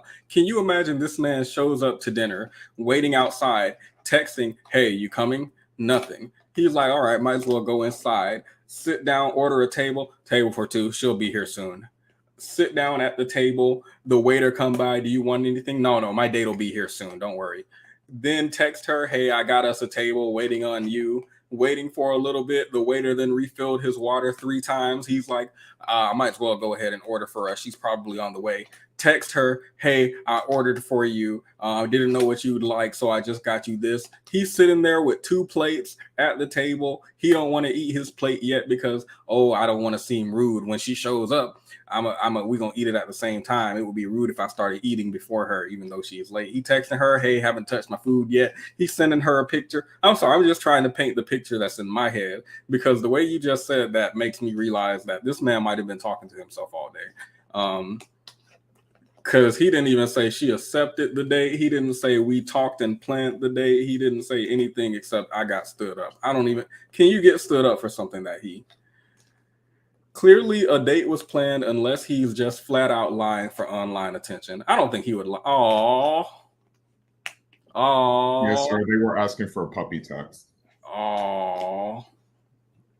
We got a puppy cam. Cool. I didn't know you had that dog in you. Cool. I've heard about that before. People with that dog in them. My bad. Clearly a date was planned out. Thank you for the puppy cam. Clearly a date was planned unless he's just flat out lying for online attention. I don't think he would just flat out lie for online attention. I don't think there's anything that's been indicated in this video that we're doing right now that would indicate that he's lying for attention or something like that. So, you know, they probably did plan it. I'm being overly aggressive for no reason. I apologize to him and to you.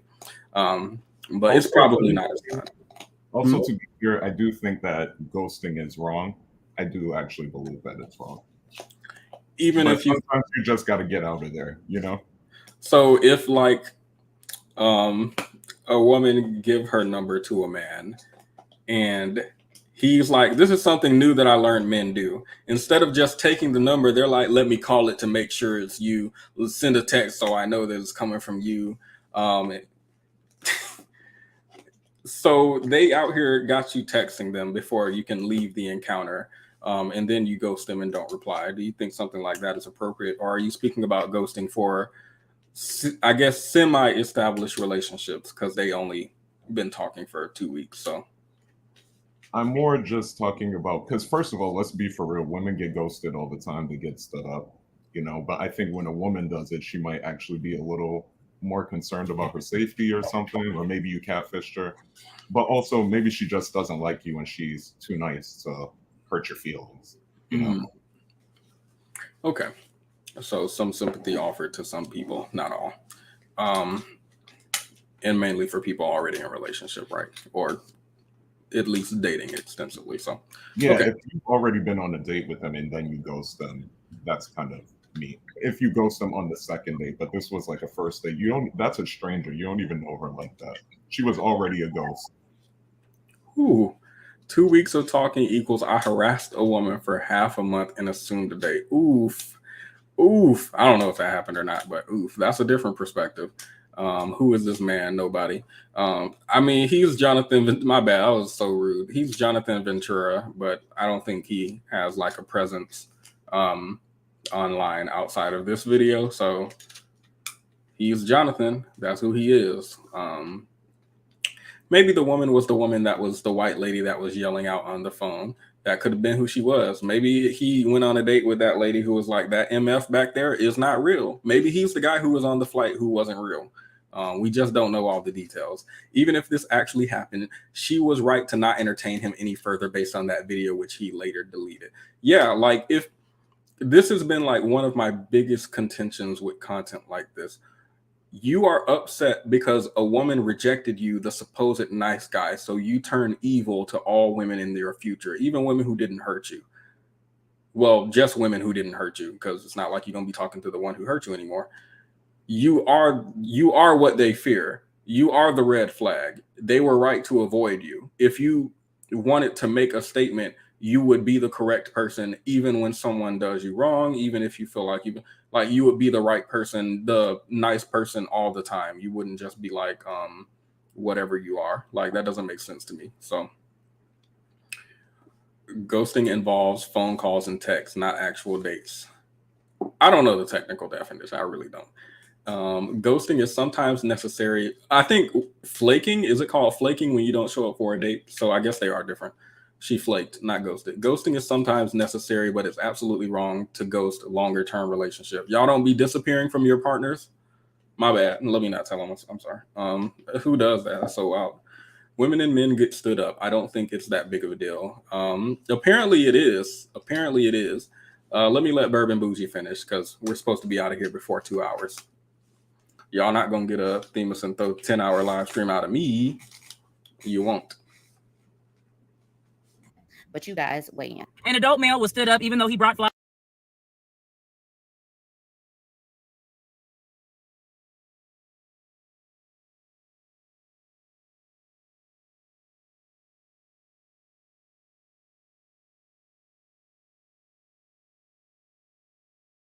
flowers to the date, and everyone was on his side. I mean, the comments were like, let me go find her. I'm gonna beat her ass. You don't deserve this. I think you're a great guy, even though we don't know this man. And I am in no way, shape, or form saying that this man does not deserve sympathy, but I'm just here to merely offer another perspective. At the restaurant after waiting 30 minutes for a date to show up.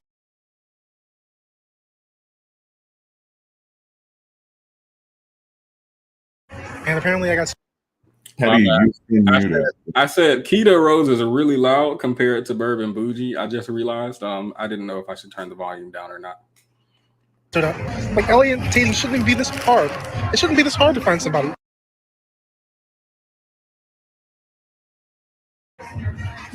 One misconception that he and a lot of people seem to have is it shouldn't be hard to find love. It shouldn't be hard to find my husband or my wife or the person I'm going to spend the rest of my life with. It should absolutely be hard to find the person you're going to spend the rest of your life with. Everything worth having was hard to get. Nothing came easy. Let me pause. We did look at the Ikea effect earlier, and people do value something that they work harder for. So maybe it's not bad that dating is challenging, because once you do have something and invest in it, you will find more value in it and more attachment to it. Presumably, if both people are investing in each other, ideally, then it will be reciprocal. And I don't know that that's bad. So maybe it shouldn't be easy. Just wanted to quickly comment. Graduating, raising kids, buying a house, buying a car, all difficult processes that we all have to go through. Why do you think love will just fall on your lap? Then we should ask ourselves, are the people that we are attracted to us? Because a lot of the times we want to love people that wouldn't even like us. That may be your type, but you might be that person's last resort. We see this a lot with men and women. We have unrealistic expectations of what dating should be. And then when we're let down, we internalize it as failures. Well, what did I do wrong? Nothing. Why do you think you did something wrong? Because after 2 weeks of conversation, you believe that you knew enough about a person's character, whether or not they were reliable, whether or not they were compatible with you, good mothers, good fathers, good people. You could not have possibly known that within 2 weeks of communication. Another thing we do is take one bad experience and say, that's all men, that's all women. I dated a short guy, he cheated on me, all short men cheat. No, you had one bad experience. Now he online talking about... And this is why you never help anybody out. Fellas, no compassion. It's all savage season. Do this, fellas. I know it sounds up, but it's true. And that's why I question whether or not he was a nice guy, because he's online talking about, yeah, man, treat him all like I bought this roses from Albertsons and she stood me up, treat him bad. I haven't heard many nice guys speak like that, but maybe that's just me. I hope he finds love. Have you heard nice guys speak like that? Wow, you're so beautiful. I love you. You're so cool. I have a boyfriend. Wow, ugly. I didn't like you anyway. You stupid. Like, have you ever heard a nice person be like that? Oh, I've never heard a nice person be like that, but I grew up in the Bronx and I definitely heard that before. Like, I've heard the second you reject them, they turn all crazy. And it always be at the gas station too. It always be. Why? Every time my lady friends tell me, it always be at the gas station. I was pumping gas. Let me pump your gas for you, shawty. Oh, I have a boyfriend. No, thank you. All right, you stupid. You think somebody wants you ugly? Like, all right, cool. Usually here it's at the like the bodega or the train station. The bodega. I don't know what that is, but I'm gonna go. I'll visit New York. The bodega is a corner store. It's a deli. So y'all talk about the corner store in this music, man. I thought y'all was going to some exotic. Yeah, it's a corner store that's usually ran by like. Hey, I can't wait. I'm telling all my friends for this vacation, I can't wait to go to the bodega. I want to go to the bodega. I hear so much about it. But as far as her critique, I think her critique is valid. The idea that you're entitled to someone's time, especially somebody who you just met, someone who you didn't even express that they consented to going on the date with you or reciprocated it at all. That's why I tell guys I'm pregnant. This is what I read real quick. This is what I read. You can no longer say I have a boyfriend, I have a husband. That doesn't stop them anymore. They'll just be like, you look like you need 2 husbands. You look like you need a second boyfriend. I don't see no ring on your finger. He must not be serious, right? The game is leveling up. What you have to say now is, I don't entertain anybody who's not about to pay all my bills. Send me a cash out before you talk to me. This is money. Apparently is like money is it gives guys the ick when they feel like they have to provide these days, pay a bill. There's nothing that will run somebody off quicker.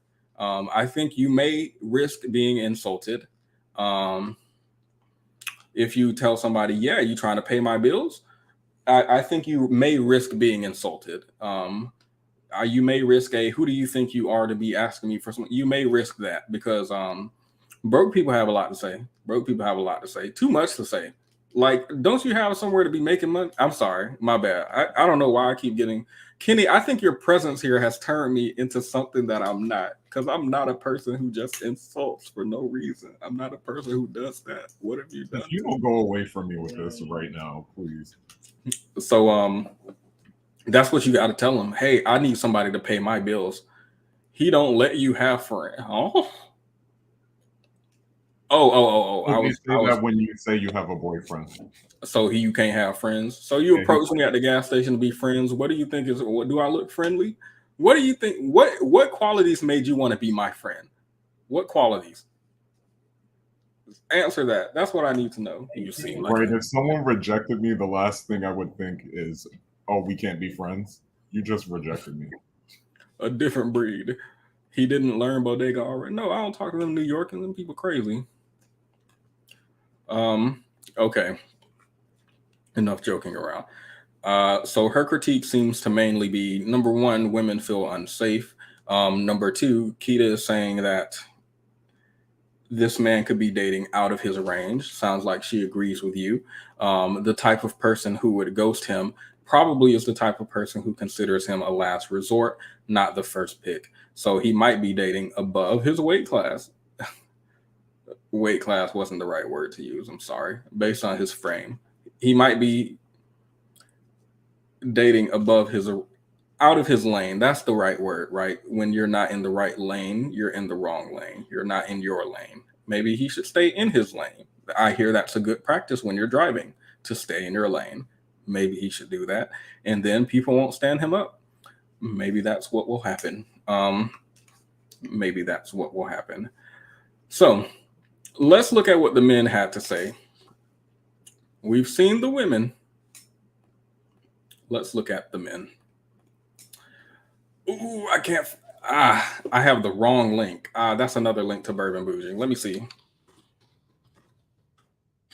I need to find the guy who I found earlier. So this is, let me put him on screen. Here we have a Cash Flow Harlem. And he had something to say. And the title of this video, man opens up about the struggles of dating after getting stood up on a date. I always want to credit people when they make content, you know. So we've already seen the man talking, so let me skip to the part where he's responding. Let's see which part that is. Okay. It's kind of one of the, like, what? Ladies, tell me, what did I do wrong? Well, hold up. Let me get my notepad out. Hold up. Also, I'm sorry, but that whiny voice is a turn off. Oh, Mr. Let Go actually, Mr. Let Go agrees with you. I don't know why he knows what is and is not a turn on or off in men, but he knows, and he says that is a turn off. So y'all are on one accord. I'm done. I don't like Mr. Let Go, but I agree with that. Okay, let's see what this man has to say. I have my notes now, so I can take notes. Now, we all seen that clip. Wait. Let me rewind it just a bit and make sure the speed's normal. Okay. It's kind of one of the, like, what?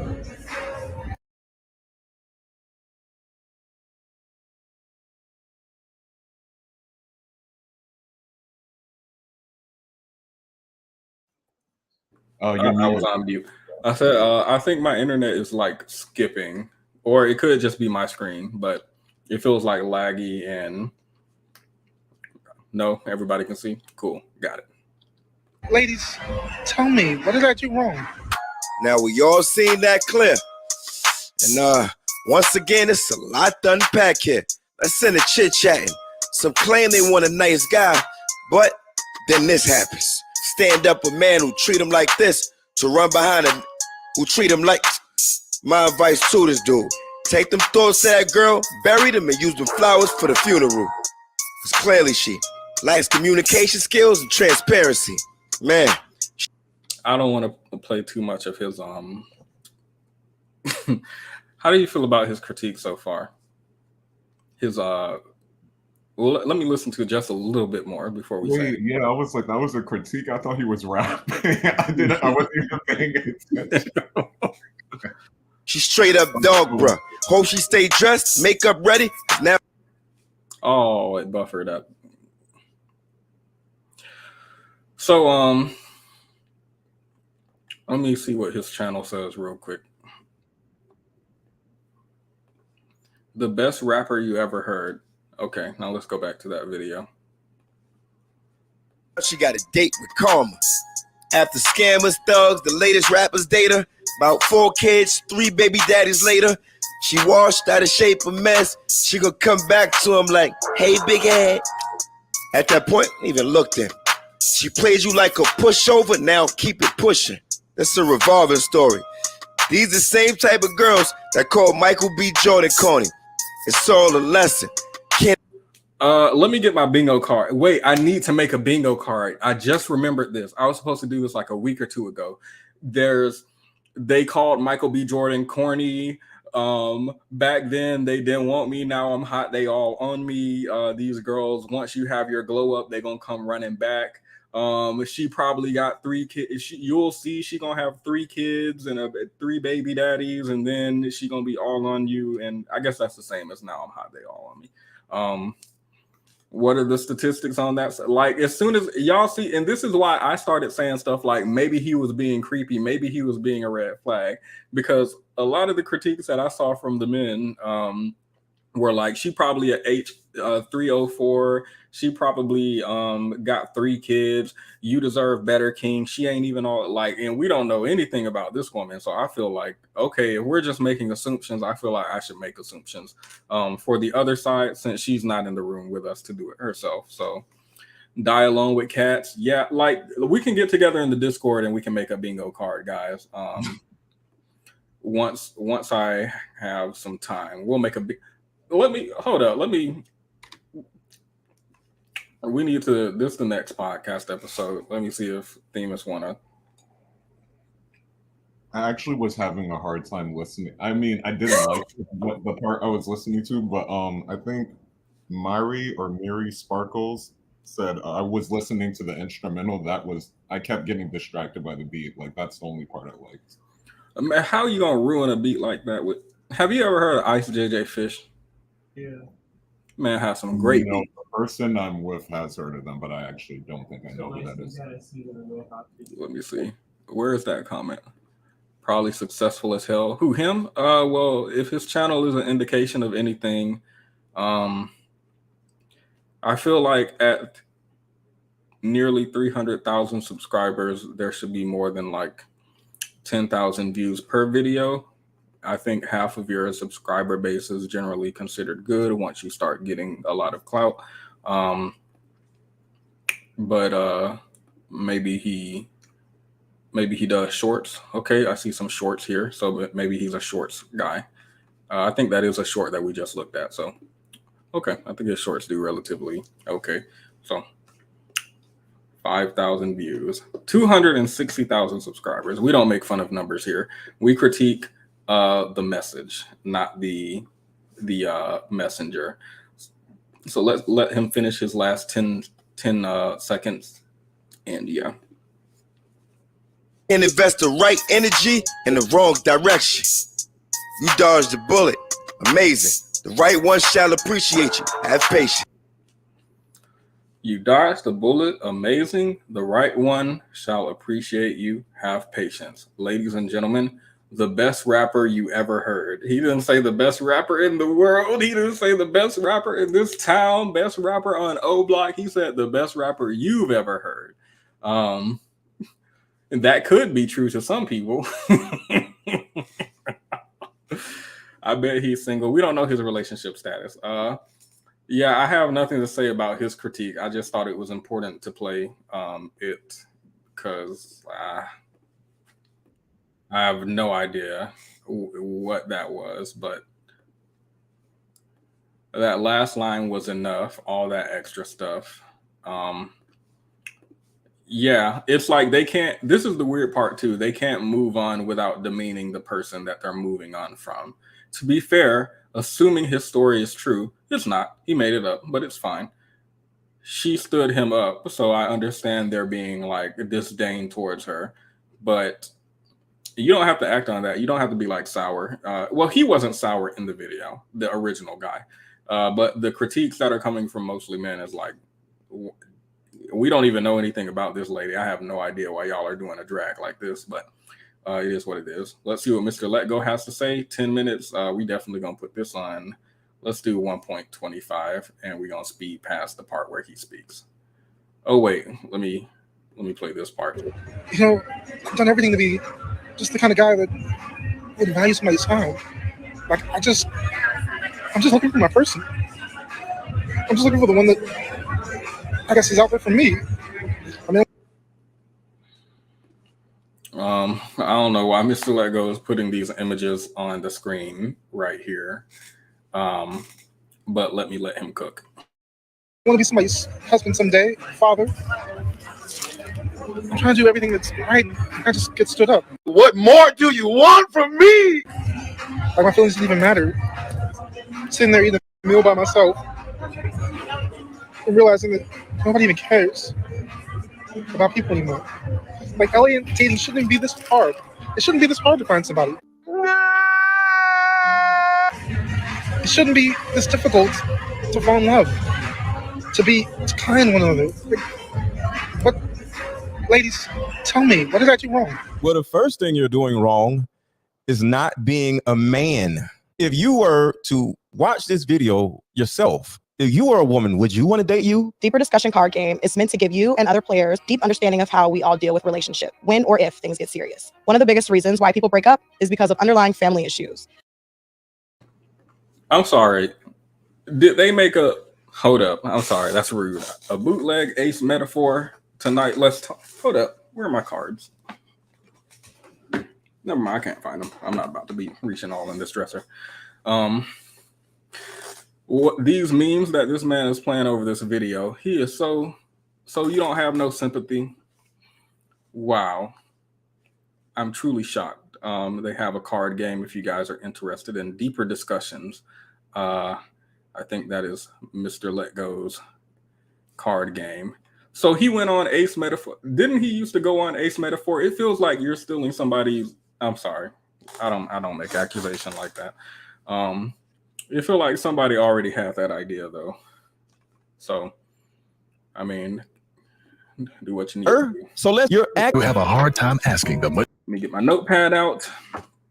And Mr. Let Go starts off by saying, would you date you if you were a woman?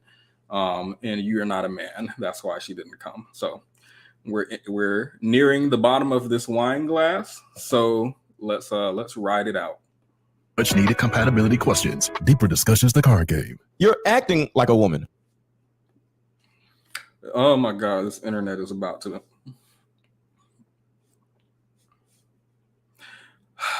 Let me see how many tabs I have open. 5. Now my computer is stronger than that. I know you can do it. I know you can do it. I'm just stalling. We're just trying to let the video load. We're just trying to get the video load a little bit. You sound like a woman. Put some bass in your voice, sir. So let's list the feminine qualities that you are exhibiting and most likely were exhibiting while y'all were on the phone. Let me quickly say, because he said you sound like a woman, I don't think speaking gently or speaking softly is womanly, or I guess it would be considered traditionally feminine, but I don't think it's womanly. We are in 2023. You do not need to be yelling with every ounce of testosterone in your body. You don't need to be yelling with every ounce of testosterone in your body. Sometimes you can be calm. Sometimes you can have a calm, cool, collected conversation. You don't always have to be yelling at women for them to like you and think you're a man. Sometimes you can be gentle. Just to be, oh, sorry. Yeah, go ahead. Just to be clear, when I said it was a turnoff, I didn't mean because it's like feminine qualities. It's just like you wouldn't want to, like, imagine you're a woman who was say you match with this man on Tinder, and then you heard him crying on the internet about being stood up on a date. You would be like, that's what the turnoff is. It's not just because he has like a soft voice. It's because he's so close to tears because he got stood up once. Even if it's a turnoff, to get on the internet and cry. I don't disagree, by the way. I've seen people of any gender get online and start crying at the. I don't know what it is about the idea of somebody sitting here and setting up their camera on the tripod and then producing tears, going to look at the video. Yeah, this is the shot right here. That's the right angle. Putting a caption on it and posting it, that just is a turn off for me. And I don't mean a turn off sexually. I just mean a turn off in any way that a person can be turned off at all. What is going on with you for you to be on the internet doing this? But I do appreciate the vulnerability. Even if he made the entire thing up, assuming it's real, I would appreciate the vulnerability, even if it's a ick. So yeah.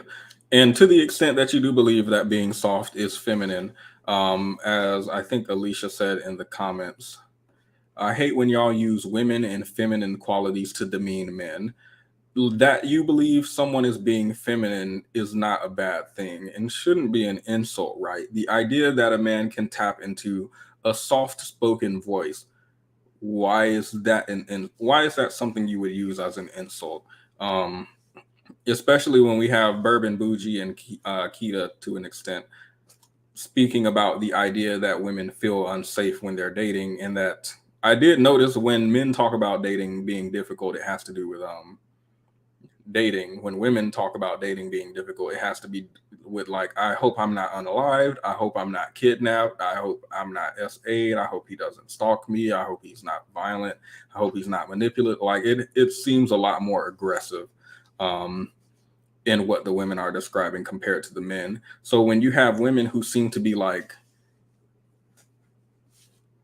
divesting from this type of hyper masculine, scary, big guy energy that men are putting out, why is it so bad for you to present yourself as someone who quote unquote tap into their feminine and be soft spoken to women?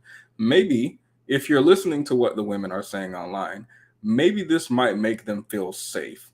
I don't think you have to emulate a woman's voice. Like you don't have to go and pretend to be a girl in a Call of Duty lobby. But like to be soft spoken, like I don't see why that's something to insult. I mean, I see why Mr. Let Go specifically would insult that. Because you insult what you see within yourself, maybe. So no, I was gonna say also it's the context that makes it seem whiny, you know? Yeah. And the reason why she stood you up. 1, no bass in your voice. You sound like a woman. 2, you sound defeated. Men don't get defeated. We fall off the bike and get back on the bike and keep going. We spent the majority of our young lives chasing women, trying to get women. And the majority of the women that we went after, chased, presented ourselves or whatever, they said no. We never get defeated because that's a part of the game. So for you to be this 35-year-old man or whatever you are, sitting in a restaurant with flowers, sounding like a girl, being defeated, you're a woman, sir. Next, what man gets on social? Let's pause because he makes a point here. He didn't make a point, but I'm gonna try to give him a point. He makes a point here about you're not being persistent and you're defeated after one instance and you've given up, and that's unattractive. We're men, we are persistent and we are chasers historically, and I don't know why, but I don't like that. Again, I'm looking at what women are saying online about how they feel about dating, and the discourse doesn't seem to be like women want to be pursued more. Maybe they want to be pursued differently, but it doesn't sound like they want to be pursued more, and it doesn't sound like they want someone persistent. Persistence feels like you're about to stalk me, or I want to go home in my own car, but you're like, no, let me drive. Like, it feels like you're pushing yourself into a space that I don't want you in, if you're being too persistent. So I feel like Mr. Let Go's advice here is contradictory to what women actually want. I could be wrong. Maybe women are like testing men and they don't want you to give up. And when they say no, stop, they actually want you to be persistent or something. And when they're like, I don't want to go on a date with you, they just want you to keep asking. Or when they ghost you, they just want you to keep trying. Like, I don't know. Maybe that is what women want. But I think a message is being sent to men. I don't know why it's not being received, because I feel like you shouldn't be talking about keep persisting, keep persisting, keep persisting. There is nothing going on in modern dating discourse that makes me feel like women want a persistent man. Maybe I'm incorrect. I think he's equating he's saying the right thing, but he's talking about wearing women down, which is the thing you hear about all the time. Like they keep bothering you, and then finally you're like, oh, okay, I'll go on a date with him. I think he's using persistent to be like to just make it like a masculine quality type of thing. But I think what he's really saying is you can wear these women down. That sounds so disgusting. It is, yeah. Not like, even for the man who's wearing someone down, you don't, for someone to find you mutually attractive, you don't think that would be better than like, eventually I persisted enough and she gave up. That sounds disgusting for the woman. That sounds disgusting for the man. Why would you be content in a relationship like that? That doesn't even make sense to me. I'm sorry, that just icked me out. Maybe it's the wording you use, wearing a woman down. I don't know if I've heard that before. Actually, I have heard that before. Yeah, I didn't come up with that. That's like a thing. I've heard this specifically, if you've been here long enough. I think you have. I told y'all about how my grandma and my grandpa met. My grandpa followed my grandma home for school and kept bothering her and wouldn't leave her alone, even though she told him to stop. And he just did this every day. So they got married. That's it. That's the story. That's how they got married. So I don't think women are okay with that anymore. Well, I don't think they were okay back then, but your choices are limited as a woman back in the day, right? But definitely not today. I don't think anybody is interested in being worn down. That's so icky. That's so icky. I don't know what to say about that. That's kind of grossed me out. Yeah. You know how to set the mood, Kenny. Grossed me out while we watching. How you gross me out in Mr. Let Go here? I should only be being grossed out by one person. Not you, but the wearing a person down. Sorry, that threw me. But let's let him. I've just heard like even friends of mine have told me things like, oh, he wore me down. You know, they don't say he wore me down. Usually men say I wore her down, but they do use the word persistent, like, oh, he was persistent, so I decided to date him. Wait, so do people actually, hold up, let me make a poll.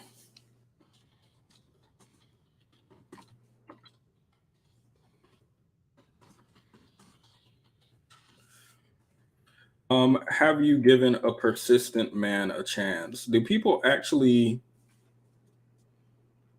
like, I'm thinking about people who I've liked or do like, and the idea that they don't reciprocate the romantic type of feeling that I feel for them.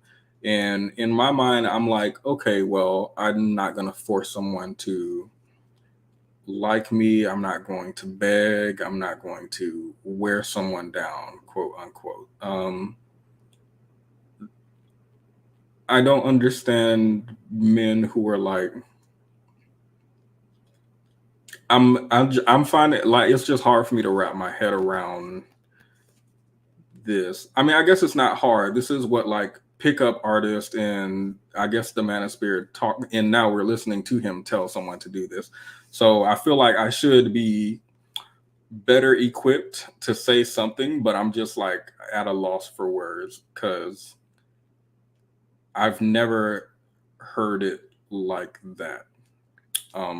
So, and in the comments, y'all are saying 47% of y'all, 44% of y'all have given a persistent man a chance. 56% have not. Why have y'all given a persistent man a chance? I guess, what is it that, is it like a feeling of danger?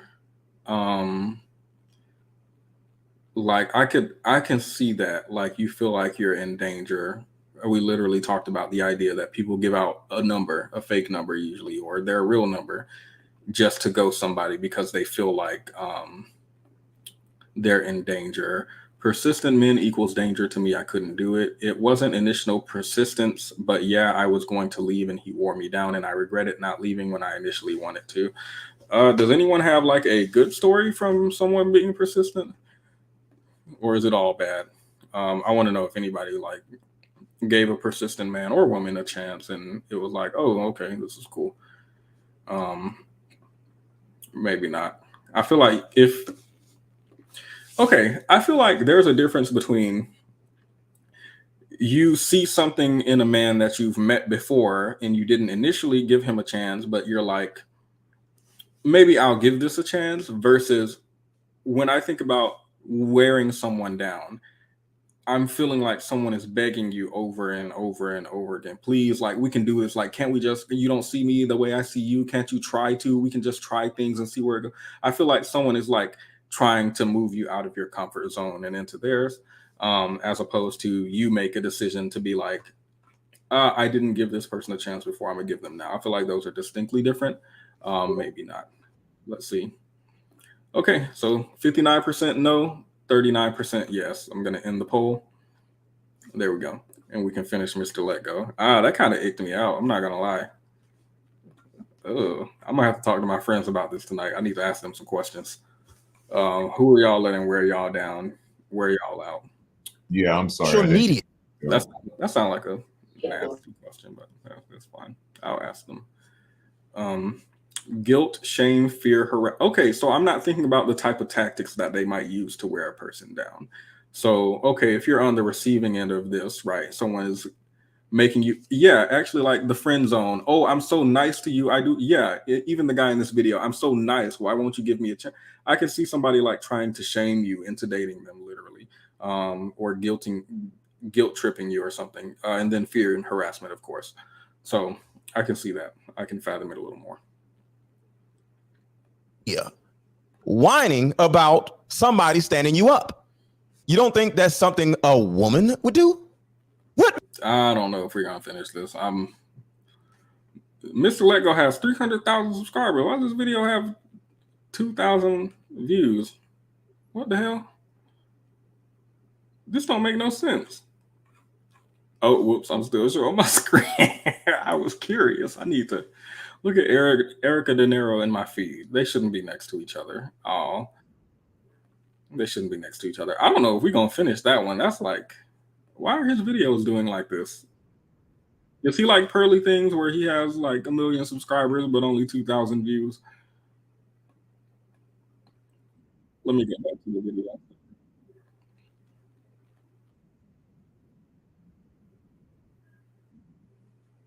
Okay. Let's get through this. Women trying to get women, and the majority of the women that we went after, chased, presented ourselves, or whatever, they said no. We never get defeated because that's a part of the game. So for you to be this 35-year-old man or whatever you are, sitting in a restaurant. Does he look 35? I just wanted to quickly ask. Who, Mr. Let Go or the other guy? But tell us about both. Tell us about both. But I'm I could see Mr. Let Go being 35, but the other guy is giving early 40s. Okay. That sounds like an honest critique. Honest observation. With flowers, sounding like a girl being defeated. You're a woman, sir. Next.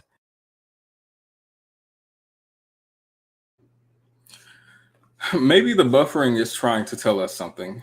Let's vote in the comments. Put a 1 if you feel like we should finish Mr. Let Go's video. Put a 2 if you feel like we've seen enough.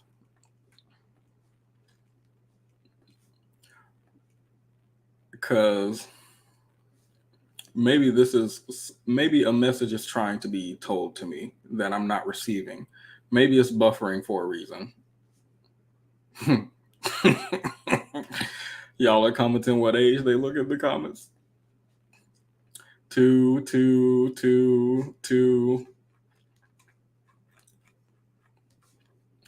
Okay, well, we were going to close out on Mr. Let Go. It's actually good y'all said that, because as I realized I'm about to say we were going to close out on Mr. Let Go, that would have been a horrible closing. So instead of that, we can look at a surprise TikTok. The universe said enough. Yeah, 2. Y'all can vote more than once, by the way.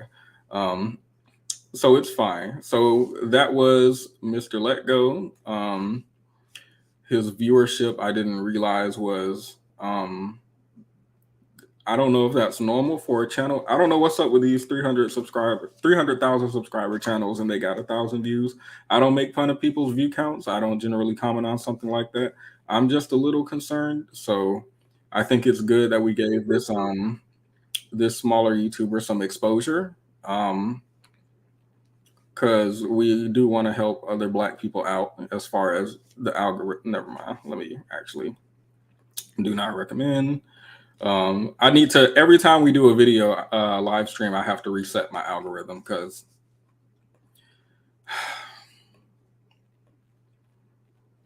if y'all saw what my news feed, I'm old. If y'all saw what my YouTube look like and what my For You page look like from finding all these things that I find, y'all would be no. Let's see. I'm trying to find a meme. I want y'all to see some of the humor I look at. Oh, let's look at this, because I was about to say, have you seen the memes about the brawl that happened at the docks? I have seen all the memes about that video. I haven't seen the video yet. I haven't seen the video. Oh, okay. But people are talking about they showing up to class with a chair. They don't have to call parents to school anymore. They just bring the chair in the room and all the kids get quiet. I have no idea what's going on. I do know Aquaman was there. I don't know what that means, but he jumped out the water to save somebody. Yeah. There was a Negro assembly. Swimmy Turner. They had some sort of Negro assembly. I hear a meeting. Yeah. I didn't hear about the meeting, so I didn't know we had one scheduled.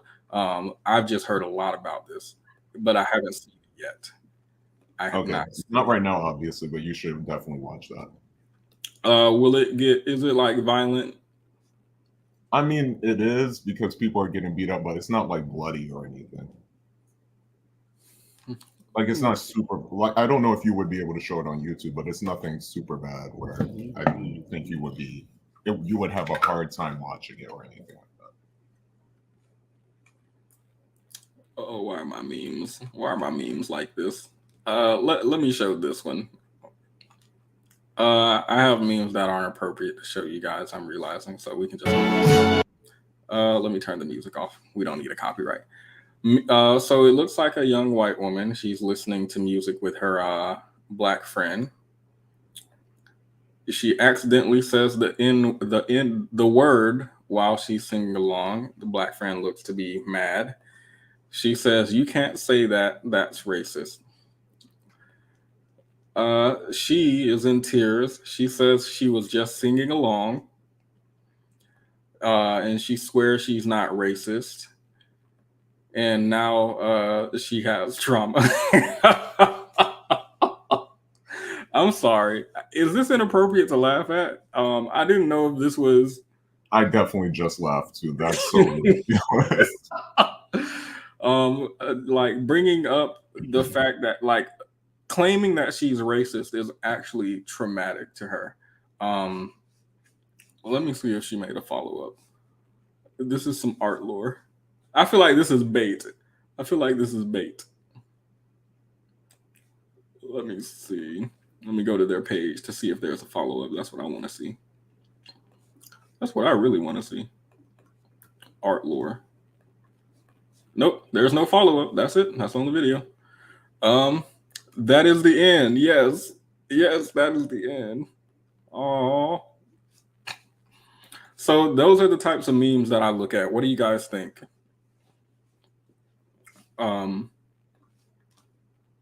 Well, that wasn't a meme. That was just a person, but it was a meme to me. It was a meme to me. Let's see what else they have here.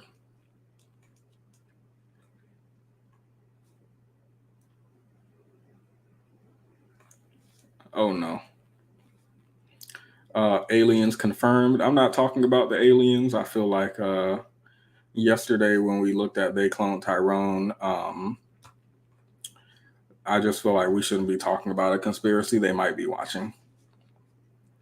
They might be watching. Cut a board. Let me see. Show us more. I'm looking for stuff that is appropriate to show people because I feel like y'all shouldn't be seeing what my TikTok looks like. I don't think y'all follow me on TikTok. I don't think y'all see anything I post on TikTok. I don't think y'all watch. It's funny because I was 2 seconds from asking what your TikTok is, so I can't follow you.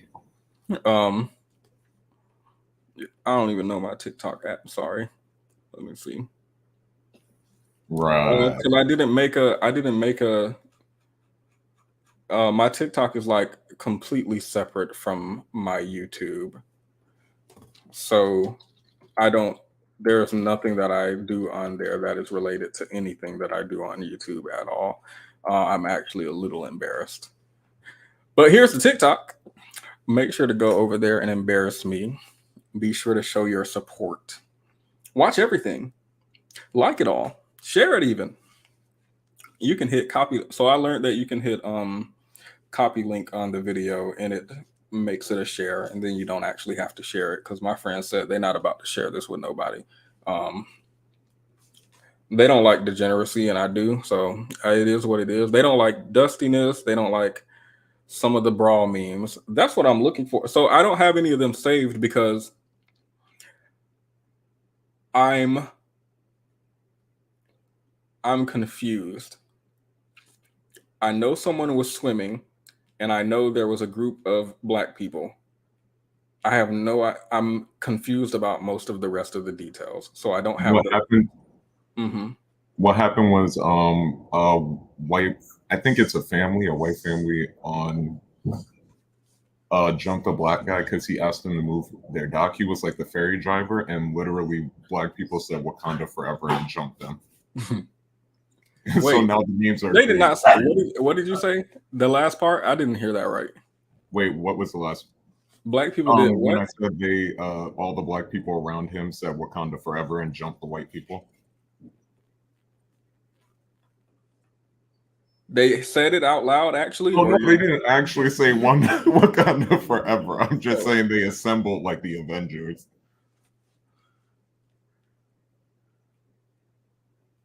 Like one 16-year-old boy dived in the water and swam over there so he could defend the guy. Good night production. Actually, I forgot we were supposed to do this in the after show, not connected to the show. So I'm gonna play my after show clip, and then we can watch one more meme, and Kenny can finish explaining why Black people met up to throw hands.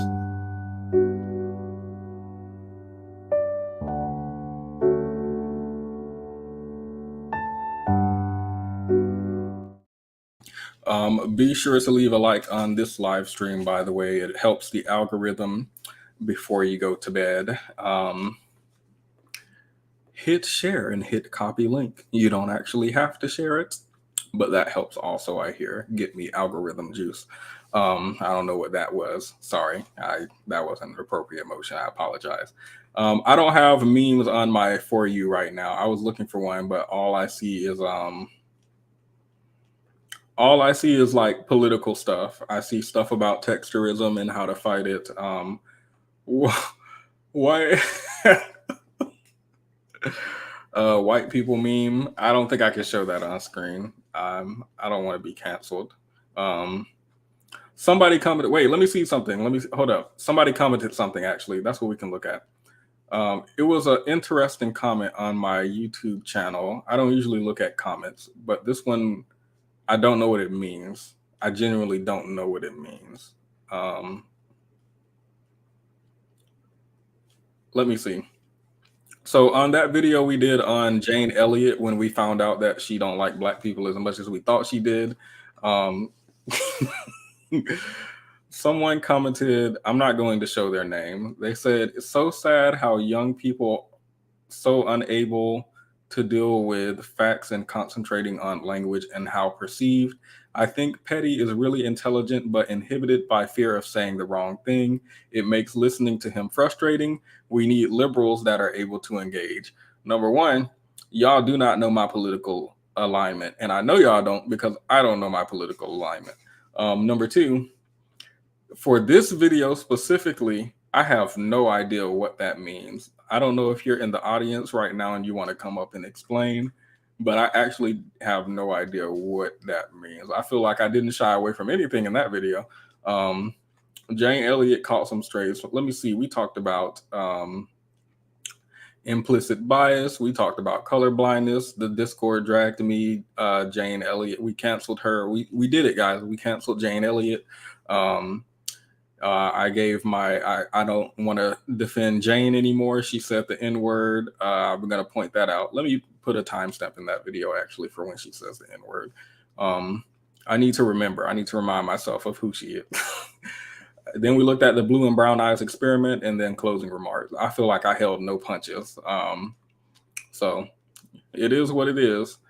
It is what it is, but I have no idea what that means. I was genuinely confused. I don't know what that means. And y'all not helping me out in the comments, so that's fine. Let's go through this for you together, because make a sound, you die. NPC boss versus smart AI. Why's my algorithm like this? Me comforting my mom because y'all keep making her into all these memes, and she is still wait, the woman who did the woman who did the buck and jive. Oh no.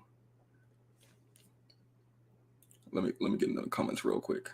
It's the constant smile and sharp movements. Oh, she's being made fun of. Revisiting my high school on the first day. As soon as I would have heard that, why are you still here? No, I skipped it. No. I don't know how to. Hold up.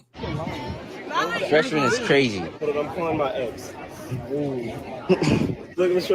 This man is sneaking to revisiting his high school on the first day. Let's see how this goes. I'm just revisiting. I'm just revisiting. He said, I don't know him. They know who he is. Let's go with y'all. Let's go with you. You want to come back? You should just fail at that point. Should I try to fail? Yeah, if you want to come back to that. That's not if I wanted to come back. I would have. Yeah, I'm a super. No, you graduated as a super senior. No, I saw a captain gown and then I went to the graduation and they called my name, but that was my friend. What grade are you? Okay, I can holler at y'all. All right.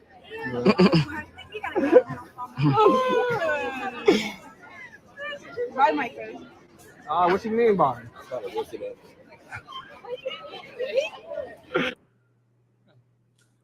Peaked in high school. Oh, that's the first comment. Hey, we're aligned. Peaked in high school. Definition of peaked in high school.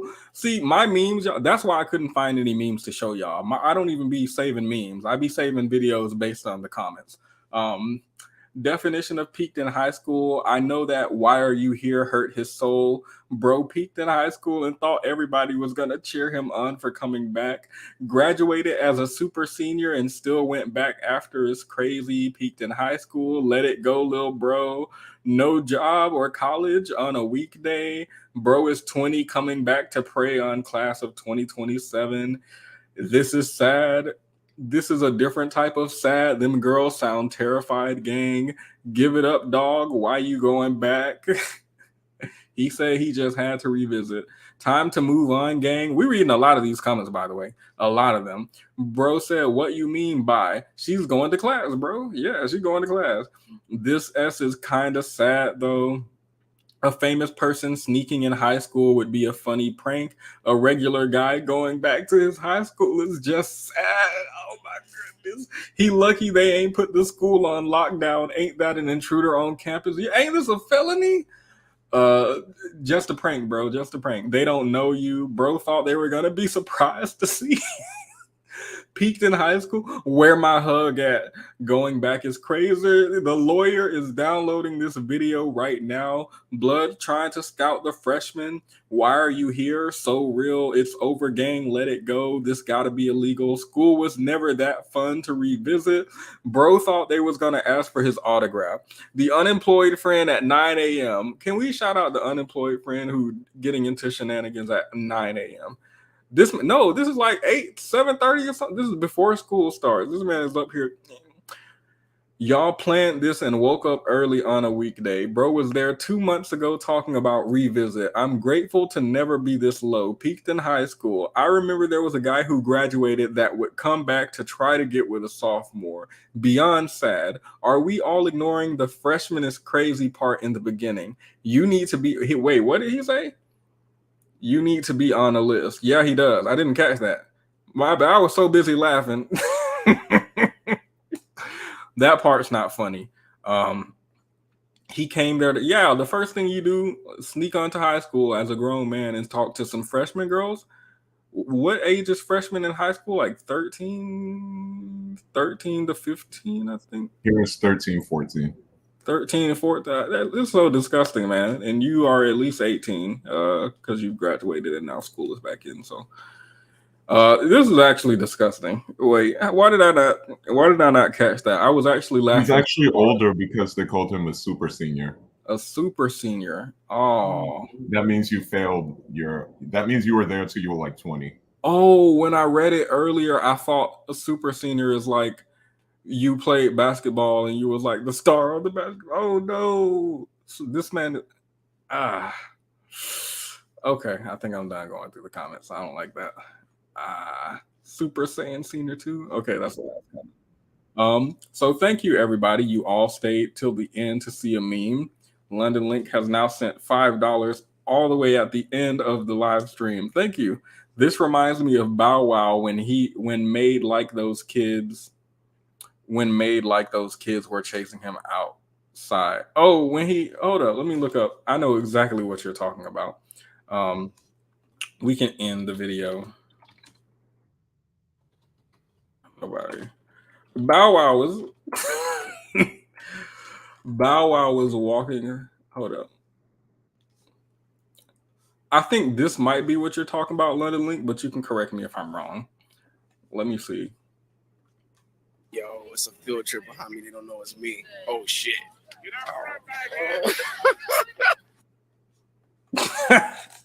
Oh, why this said original. I didn't know they was gonna put that meme right there.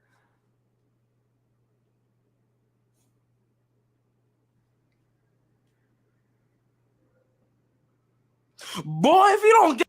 Yo, it's a field trip behind me. They don't know it's me. Oh shit. So Bow Wow think he bro, they don't even know it's me. All right. Is that what you were talking about, London Link? Bow Wow being chased. You might be thinking about Cat Williams.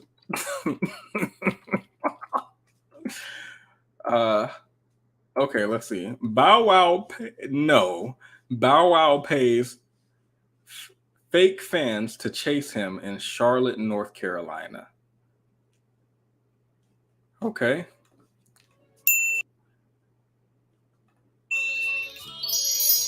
Shout out to Impressive. What? This is a big YouTube channel. Shout out to Impressive for this video. Hello, everybody. Welcome to the Impressive channel. To my shock and utter disbelief, people were chasing Bow Wow down the street in North Carolina. I can't do this. Why is she doing this? Why is she saying it like that? I don't know. Maybe I'm just hearing things. I'm sorry.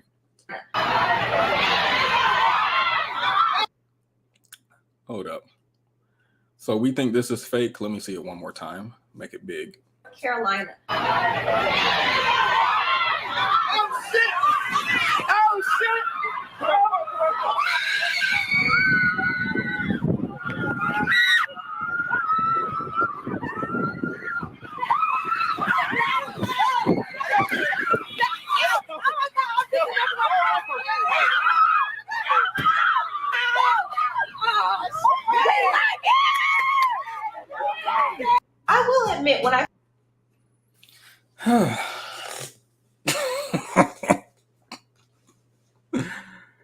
Why are they fake fans? Maybe somebody came out and said something. Let's find out. I first saw this, I was surprised, but I did think about it and say, you know what? Bow Wow is a legend. He is the prince of rap, and y'all gonna put respect on his name today, okay? He has accomplished a lot, and it really overwhelmed me with emotion when I saw that people are still checking for him.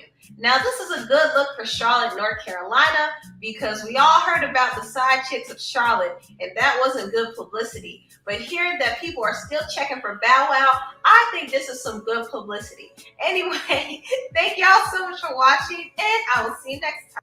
Wait, so we yeah, Prince of Rap.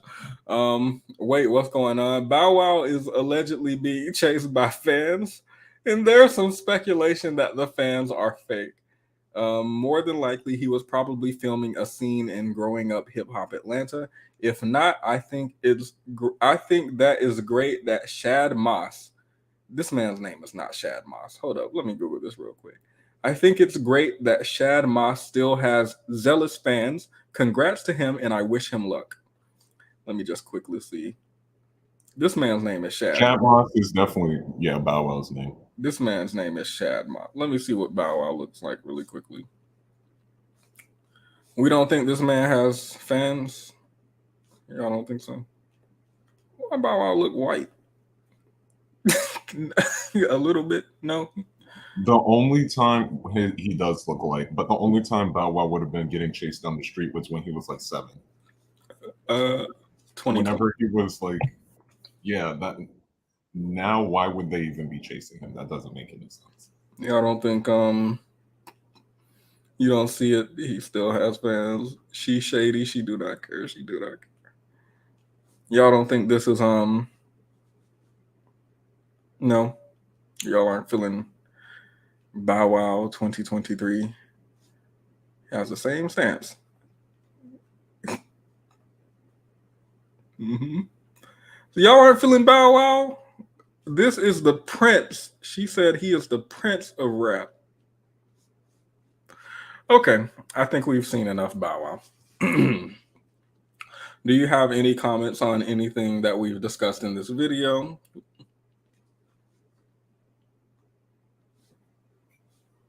No, not really. I wanted to say thanks for having me on. It's still on site if I ever see you, obviously. And yeah, have a good night. Have a good night.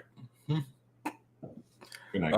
Thank you, London Link, for informing us that Bow Wow was being chased by some fake fans, allegedly. We don't know if the fans were real. We don't know if they were paid. Let me see.